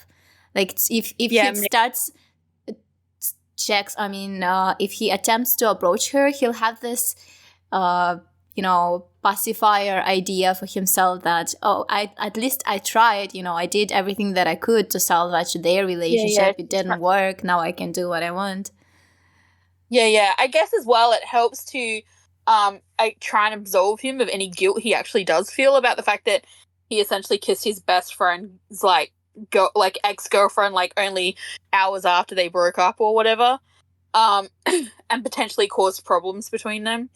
But of course, White doesn't care. But maybe like we've been being cynical here, right? Because maybe he is that in love with her, and he just wants her to be happy. He's obviously misjudging the situation, attempting to get between them and resolve their issue because this is not his fucking business. But. Yeah. I suppose we're intended to understand that it's coming from a good place, like from he has good intentions and he does not do it the way I just mentioned, just to justify himself. I mean, I guess the thing is I don't really see him as that good of a guy when it comes to her. Mainly because, like, I was kind of pissed off when it alludes to the fact that they're probably going to end up together at the end of the show, and not for the same reason as other people. But why do you think he's not a good guy for her? Well, hang on a second, I'll get to that in a second, but fandom was pissed off because they really wanted a Graham Black storyline. I was pissed off because I just thought he was kind of a dick. Look, I just didn't, he wasn't a character. It's funny because I love Mond, like, and I was just like, I feel like he did a good job playing this role because I didn't like this character very much, if I'm being perfectly honest.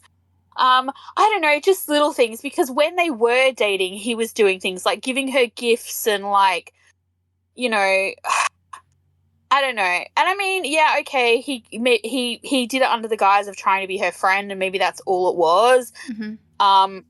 Because he didn't actually do anything, as you know, until they were already broken up. But it's just, I don't know, the whole thing just, they were both drunk. Yeah, the whole thing just kind of gives me an ick factor. So maybe that's it. And it's definitely based on, like, personal, you know what I mean, like personal stuff.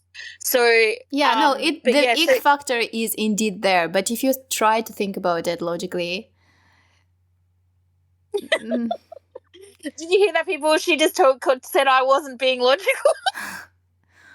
No, it's just that, like, their intention, I feel like, is different to probably my interpretation. Yeah, because as I said, I know, I can feel I'm being sensitive to it. So, like, as I said, to me, there's an X factor, and I just it's not just this. There were just aspects of him as a character and as a person that, like, I didn't like, or maybe. I don't know. I might be able to explain it. Maybe, but I might be able to explain it better. Like. Yeah, maybe. But I might later. Maybe. I'm sorry for interrupting you. Yeah.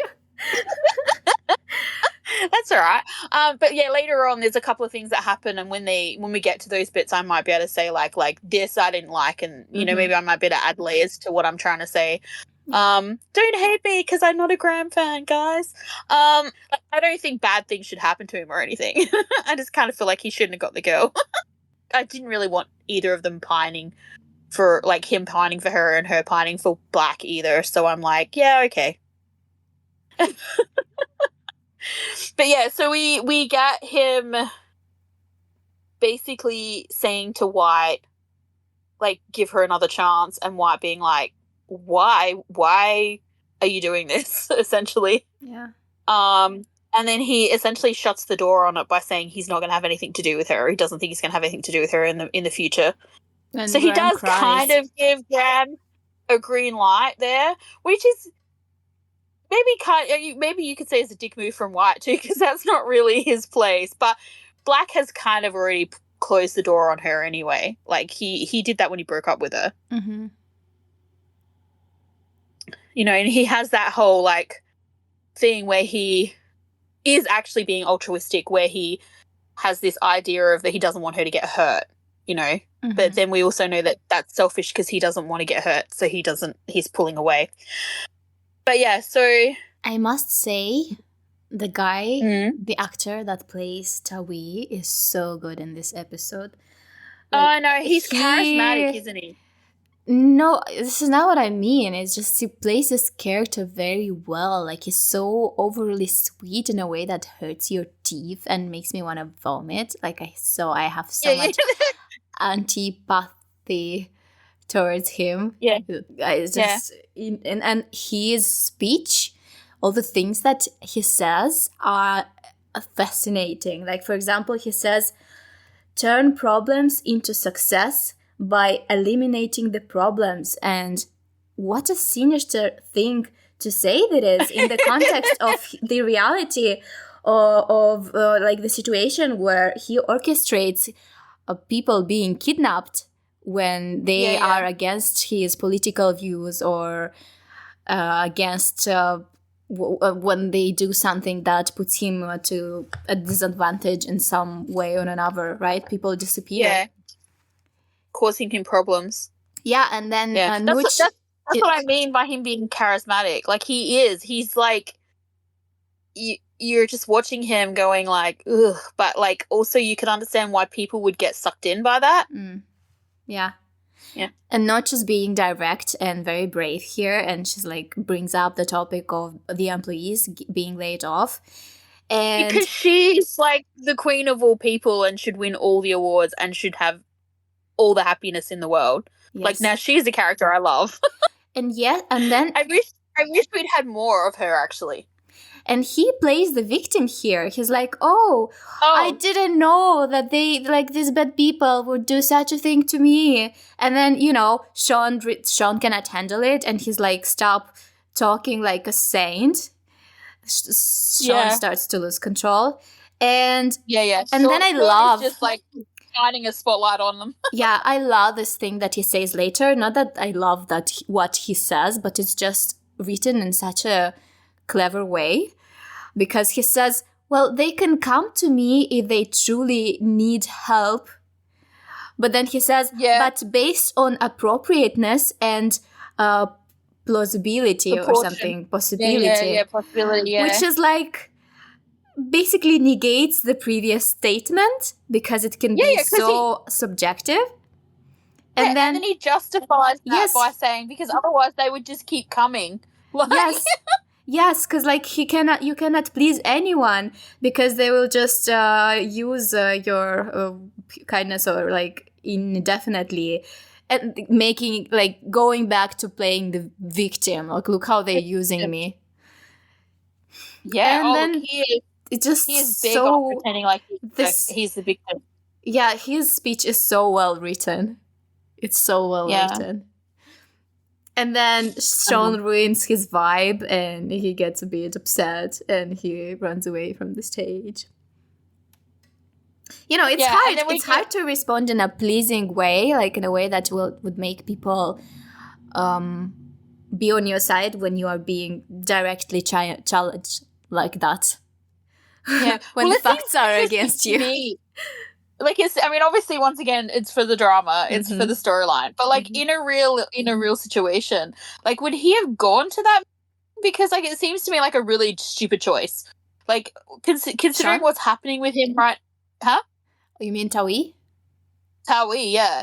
Because you're basically opening yourself into a forum like that of like angry youth. Who are going to question everything, because that's what law students and sociological students and stuff like that do. They want to know. They want to pick you apart. They want, they're not just going to take what you're saying at face value. Well, like, it depends, because, you would, in case you know that you had the power. You had the power, and people will be fearful. And because this is not... Nuch was very brave here, while Sean was reckless, because there are consequences to what he's doing. So he cannot he can go there because he knows people are afraid to say things against him, because obviously there are consequences to this. Those who dare say stuff like this, they probably know that they might suffer if they speak up. True. Well, and the thing that Sean does later is incredibly stupid. This is here is the moment where they basically got caught. Yeah, I know, right? Sean is the reason why they get into trouble, for real. It's so funny because like Sean and like his like natural enemy Dan are like the two of them are like the two worst perpetrators in regards to them getting into trouble and getting caught, because like Sean what do you call it? Shines the spotlight, and then Dan is just like complicit in not helping. But it's just this whole bit here is like, I love it, because I love this scene between Sean and Tawi. Like, Off did such an amazing job. It's so funny because his most painful scenes are like the scenes that I love the most from this show. It's hard for me to watch this one though. Yeah, he did such a good job, like seriously. I also like that once again we get some voiceover from White, and I really like the line where he says, I'm not mad that he hurt me because what he's going through is more painful. What an interesting thing to say, especially when violence was involved. Because you could take that, you could interpret that in a bunch of different ways. Like, I'm sure a lot of people would take that line and say that it's kind of fucked up. but given what actually happened between them and stuff, but then at the same time, like, it's kind of really an interesting concept that you've witnessed something from somebody that you really care about, and that you can acknowledge the fact that, like, you know, maybe a physical pain isn't the same as, like, this mental and emotional anguish that someone else is suffering, that you could put someone else's suffering over your own. Like, that's an interesting concept that, like, I think we all probably would like to think that we can do, that we understand the concept of and everything, and that we would be able to put ourselves in that position. But I don't actually know, like, if that's something that would be that easy to do.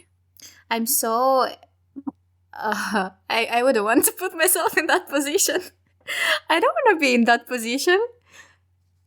No, but do you know what I mean? I don't want to be in that position for someone, to be hurting and, like, be aggressive with you, or, like, in a way use you as a way to lash out. This is what I mean. Like, I don't want to. This is what I mean. This is what I mean about it being fucked up. But at the same time, like, I mean, like. Yeah, sometimes you just gotta be understanding and patient with people because but no one wants to be in that situation. No one wants to be a part of that. But sometimes you have to, if you wanna support that person, if you wanna keep a good relationship with them, you have to try to be empathetic and forgiving and just be there for them and trust that they are going to, but that this is not where, like, this is not a one-way thing. Trust that they are going to, come back to their senses at some point, because if it's a one-way thing, we're just descending into this thing where, like, the person just keeps abusing you, or it becomes a pattern that they always come back to. It's obviously not okay. It's toxic. I think, yes, exactly. But there are situations in life when people go through some fucked up shit, and you cannot just abandon everyone when things are getting hard, right? Yeah, I think what I'm trying to say as well here, and I don't necessarily mean, like, someone who's going through something bad does something to you physical that's bad, that I did not mean physical. I did not mean physical. I meant but I just mean, like, their situation is unique in that, yes, okay, so Sean attacked him, and then in this instance White is saying, like, it's okay for him because he understands, like, why, and, like, what he went through was like a paltry experience compared to, like, what he knows Sean is going through, like Sean's struggle. So that is a different thing. But I just mean, like, it doesn't have to be that kind of specific. I just mean, like, sometimes we all have shit, you know what I mean? Like, and so I think maybe I'm thinking more the fact that he's able to look at that situation between them and go, like, okay, his shit is worse than mine. I think that's what I meant when I said we all think that we would be able to do that, put someone we care about in front of us, their needs in front of us. But it's not always that easy, is what I was kind of more alluding to. But also, I definitely agree with what you're saying, and I think it bears mentioning as well that in regards to the violence that happens between them, it's not like, Sean in his self isn't a violent guy. Like, he's not, someone who is, like, abusing his partner or something. Like, that is a completely different situation. I think it's very important to notice that this violence, happens between them before they start a relationship. Once that starts, Sean doesn't even dare to defend himself. That starts before they are lovers. So it's not really, like, abuse between inside, like, a couple. No, that's right. It's something completely different. That's right. Sean posts this. The other thing is, as well, is Sean was completely encapsulated by his rage and could not see anything beyond that. Whereas now he understands, like, where White is coming from, what White's motives are, which is why he, like, so Sean gives him so much leeway later on when, like, he does before he knows, like, you know, when, like, after everything happens in episode 10 and when he runs into White again and that, and he keeps, like, saying, like, tell me the truth, like, why did you, like, he's willing to, like, give in to him in that instance. And you could look at that as well, the same, like, essentially what Black does to Sean thinks it's White, like, you know what I mean? Like, he thinks that that's the person he loves, just treated him that way. That's really fucked up, but he's still, like, going, I don't care, just tell me what's going on. Like, so they have a very unique relationship where they're both looking at things from a different perspective that maybe you wouldn't normally do in life. And it's kind of fucked up and everything, but it's like, it's more about, like, Sean does that, I think, partly because he's, like, he knows that, like, White doesn't necessarily do things without a reason, and also because he doesn't want him to leave him is the like, main underlying thing of that. But, like, how did we get here? I don't know. Anyway, basically,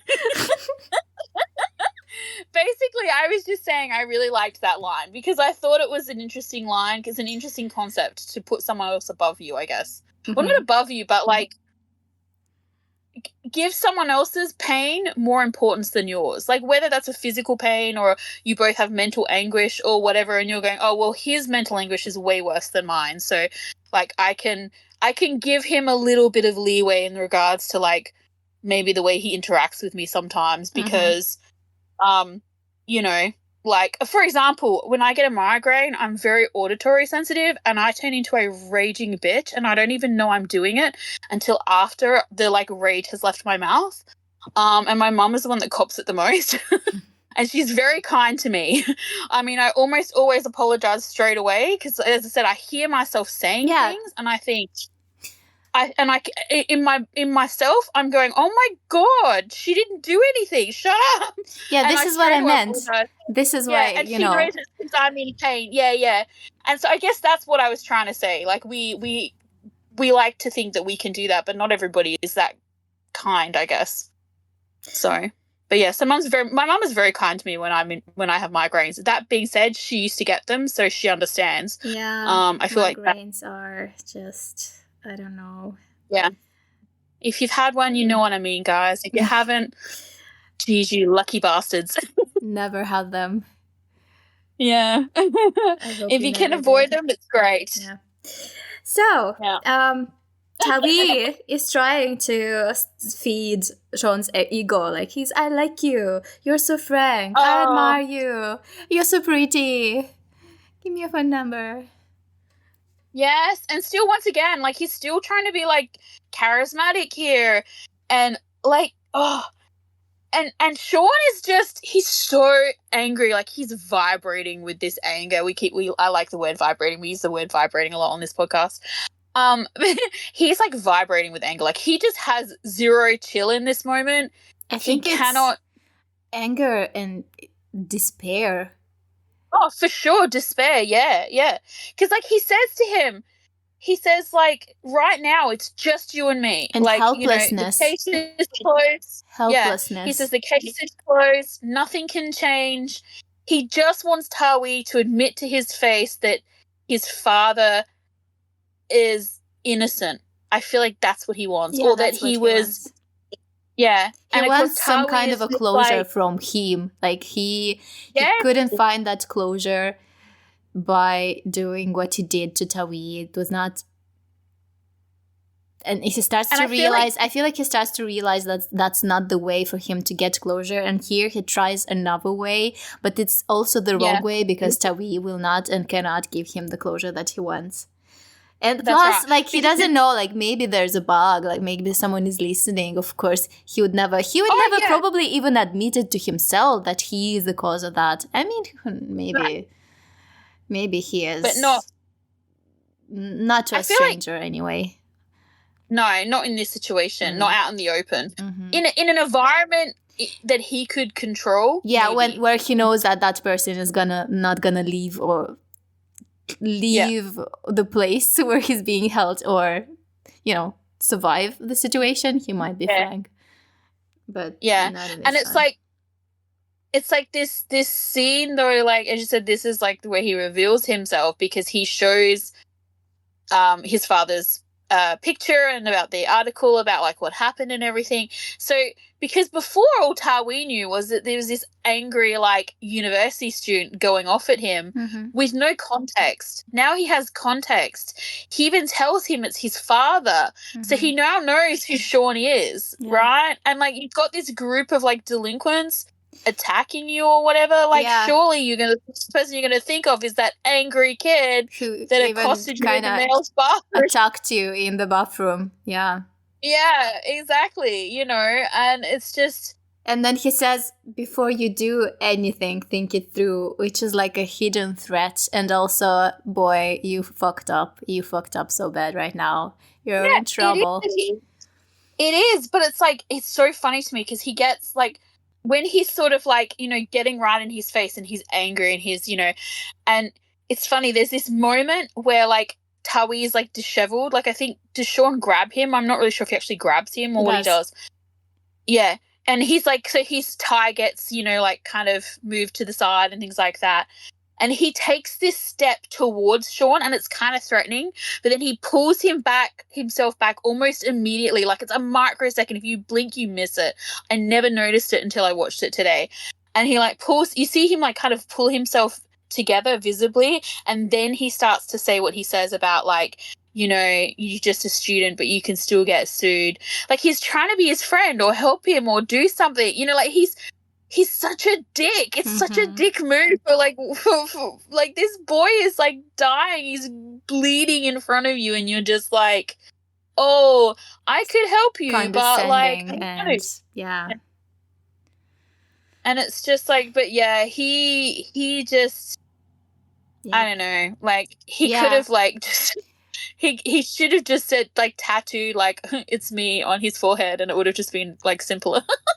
Yeah, but both the actors, both off, and I'm really sorry, but Pei. I mean, the actor who plays Tawi, they both did such an amazing job in this scene. They did. They really did, because he holds his composure when Sean is like losing it in front of him. And they played off each other very well here.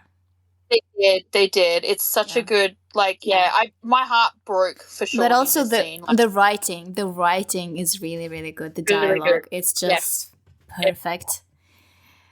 It is. And it's even this like the cinematography, the setting of the scene is really interesting, because the bathroom is like, I mean, I have never seen a Thai university bathroom with more graffiti in my life. Like this is not what their bathrooms usually look like, and so it has this like kind of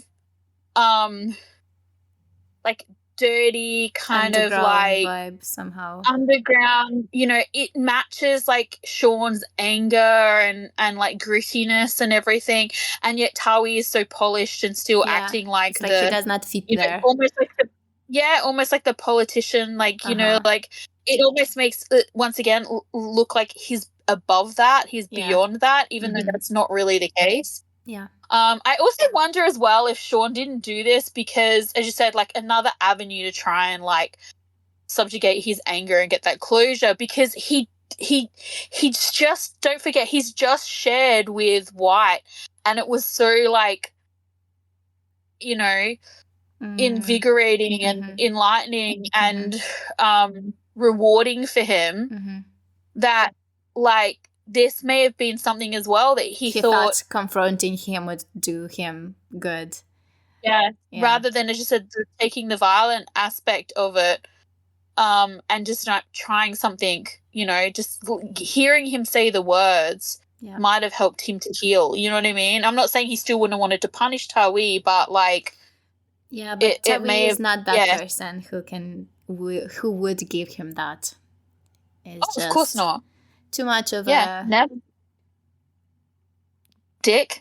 I don't know. It's like not enough. Despicable. Yeah. Despicable. Yep.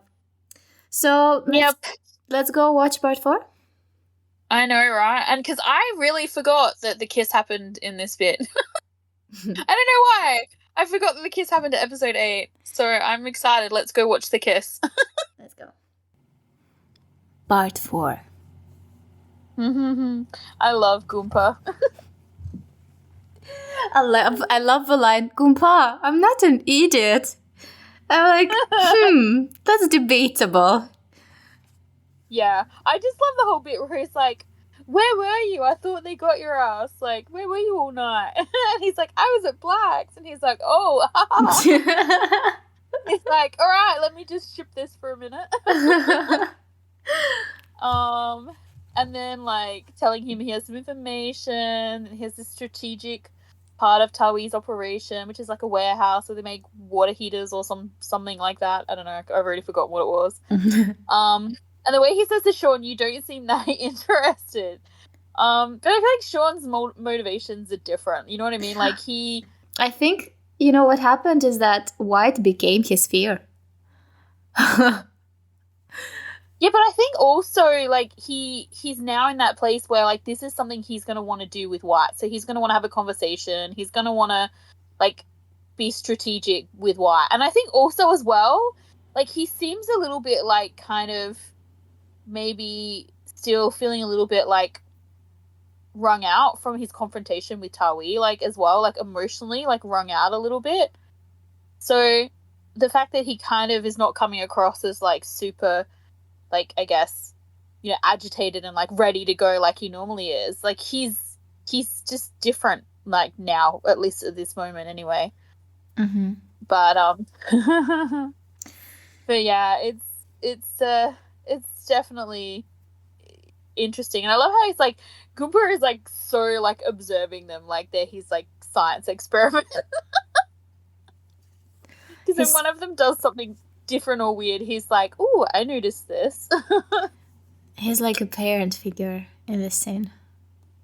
That also provides information on how to attack Tawi. Yeah. So not really, but okay.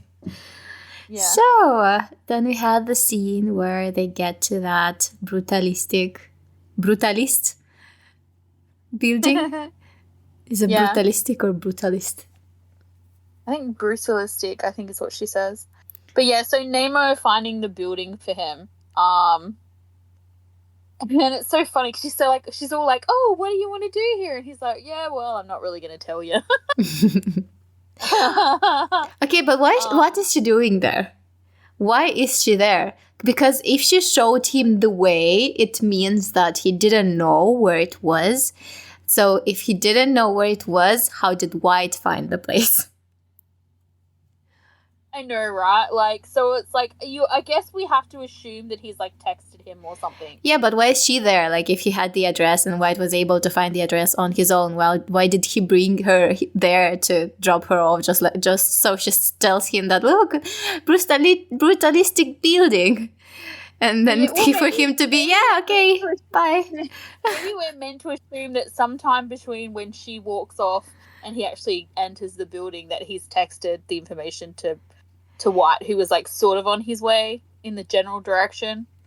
Maybe he gave him the last minute. I don't know. It's one of those things. I think it's a plot hole. Yeah. Well, I guess the reason why she's there is because she needs to see them. This is why she's there. Well, but she doesn't. Does she see them then, or does she see? No, she sees them later on, doesn't she?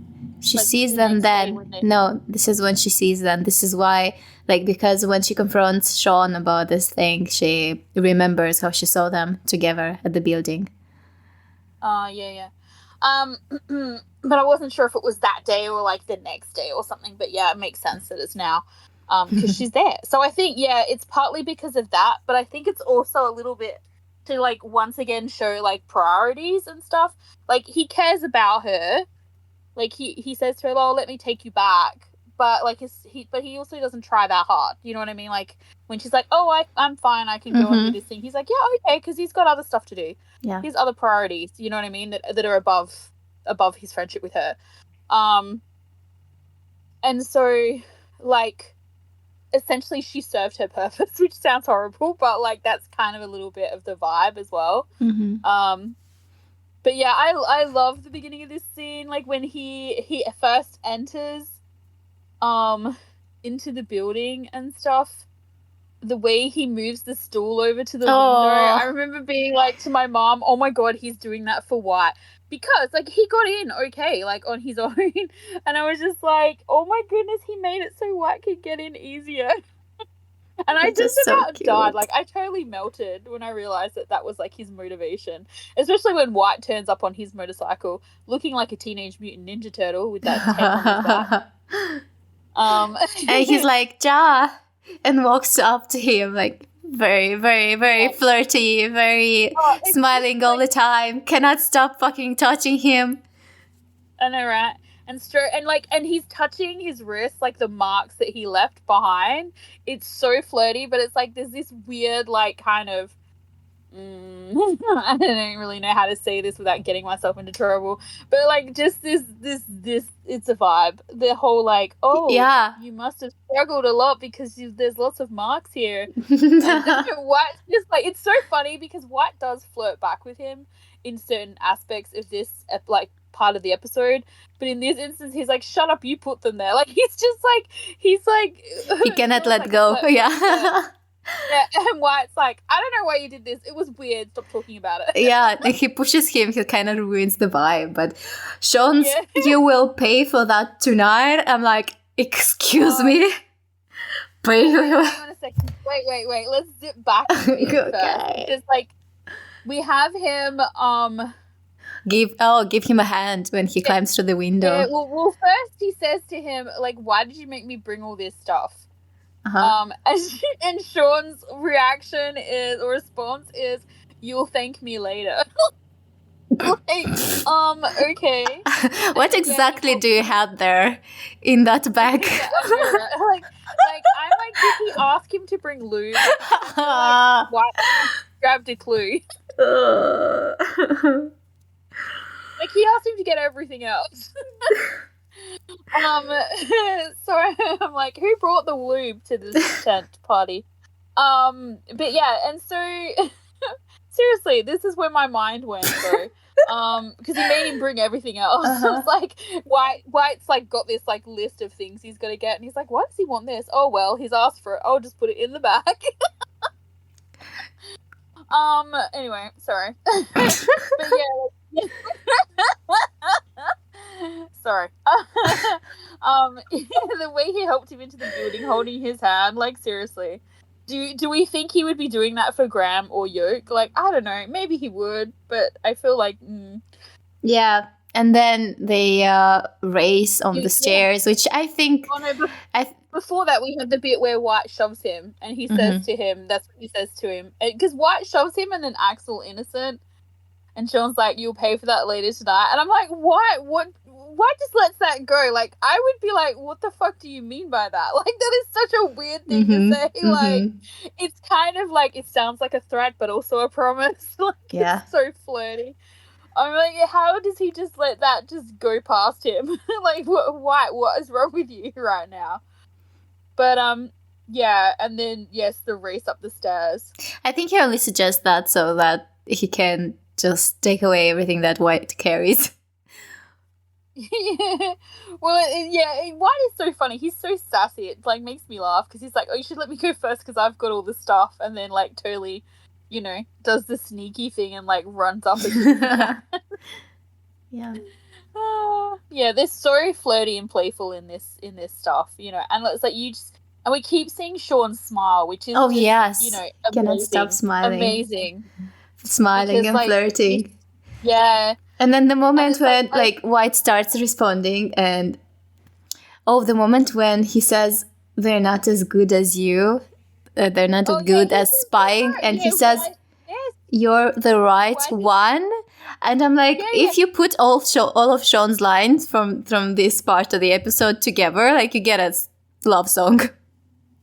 Yeah, but like think about it right as well from the perspective, like I'm watching this show right the first time, and Mum and I are watching this scene, and when he said that to him, when he's like, "Oh, why didn't you ask Graham and Yoke?" and Sean's like, "They're not very skilled at spying, you're the right one."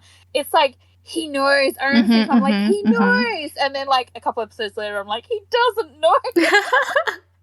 Gumpa, I'm not an idiot. Crying. Yeah, ugly, gross crying. I'm like, he doesn't know. But yeah, I was convinced because the way he said it, like, I mean, it's flirty, but like the way he said it, like, it just seemed so loaded. And it was like, oh, he's trying to get him to like admit that he's been spying on them. And it was so funny because it was so wrong. But in reality, the loaded line here was not this one. It was the next one. You're the right one. This is where the weight is. Words. Yeah. But yeah, I like as I said, and just like the smiles when they're putting up the tent, the smiles, and so much flirting. Like, it's so funny because I'm still convinced to right up until this moment that like White has no idea that he's like flirting back even. Like, I just feel like he's, got not really much of an idea of what's actually happening still. Yeah, because it feels completely different from everything else. From his interaction with Todd. Like, for example, they were still also flirting in the scene where Todd came to his apartment. And Sean is flirting with him here as well. And he is not deaf, he's not stupid, he can hear these things, but he probably just, I don't know, maybe he does not know how to react to them, or he just pretends, just as he did with his feelings up until this point, that they are not there, and just, la la la, I don't know anything, I'm just going forward. So he just ignores everything, pretends that he cannot hear him. Yeah, I think as well, because we get these, like, as when you said Todd came and was flirty, they were flirty, whatever. In this instance as well, he flirts back in that, but even that, like, but when Sean says certain things to him and that, like, he gets, like, kind of like, there's these moments where it's like he's in this, once they get to the rooftop at least, anyway, he starts having these moments where he's like, wait. Yeah, and he cannot flirt really back. Serious? The way he did with Todd, because it means something different and he's aware of this. And Sean is trying to push him to like do something, to respond, and he just won't. So Sean pushes further, like harder, like his actions, everything he says becomes even more extreme. Yeah. Well, it's like as soon as he realizes what's actually happening, like as soon as he realizes they're flirting, or rather more importantly that Sean is flirting with him, he's like, it becomes really serious, for him, like, and like the way, he sort of, Sean sort of says to him about, he explains like why they're there, and, about him helping and all this sort of stuff, and he's just like, why would I help you after what you did to me? But then he says this thing where he says like, what if I want to help you, like being in this together, like it can't be a bad thing, like that. And he sort of says it, and it's like, it's once again, it's like you see Sean's face, like Off's face in this scene is great, because like, you see this like reaction like kind of go through Sean, where it's like he's having fun flirting with him, but then White says these things to him, and it's like, it like underlines, like this trust and this thing that he thinks they're building. And I think also as well, it makes him trust White, like with his feelings in a way, like in an easier way. Like even though he's still sort of suspicious or like whatever, these things that White says to him, they're like so weighty and they have such meaning to them. Like he keeps telling Sean all the time, basically, that he's not alone. Like they're in this together. Yeah. He wants to do this with him. And help him. It's just, yeah. It's just, and it's not even flirty. It's just something that he keeps saying to him. He's just being real. Yeah. And it's like these things are like, it's funny. He has the drink out of his like flask, so it's like a little bit of Dutch courage or whatever. Yeah. I don't really know why they say that. I don't know why that's. I don't know what Dutch? the origins of that saying is. Like, yeah, it's Dutch courage. It's something people say here. I don't really know why. Are the Dutch more courageous than other people? Do the Dutch drink more than other people? I have no idea. But like it's almost like as well, like every time White says something like that to him, it adds another layer of like he's getting confidence to like make this move, like he's like White keeps ticking off his boxes. He says this really nice thing to him, you know, he's forgiven him. Like there's these things, you know, and then like when they climb up onto the little extension on the building, and the way he says to him about it being a really nice view or whatever he says, he says something like about very nice view or something, isn't it? Or something like that. But he's like looking at White. When he says this, and I love that. I don't know why, I have a thing for that. Like when people say something about like, oh, isn't the view beautiful or like whatever, and one person is looking at the thing and the other person is looking at them, like it's like it's one of those things that's like it ticks boxes for me. And of course then we have the trustful, right? Like and Sean is the boss of trustfuls. Like he does not take this lightly. No, like, and it's just, I mean, think about it though as well, like how much trust he has in White to do this in the way. I mean, like he wouldn't die, but he would fucking hurt himself if he fell, because it's like, you know, kind of like one story. And it's just, and it's all concrete, you know, like it's not going to be fun if he fell back. I mean, I suppose he could have cracked his noggin open and like done some serious damage, but like he just and not only is he trusting White, but he's like also trusting him to like be strong enough to be able to pull him back. Like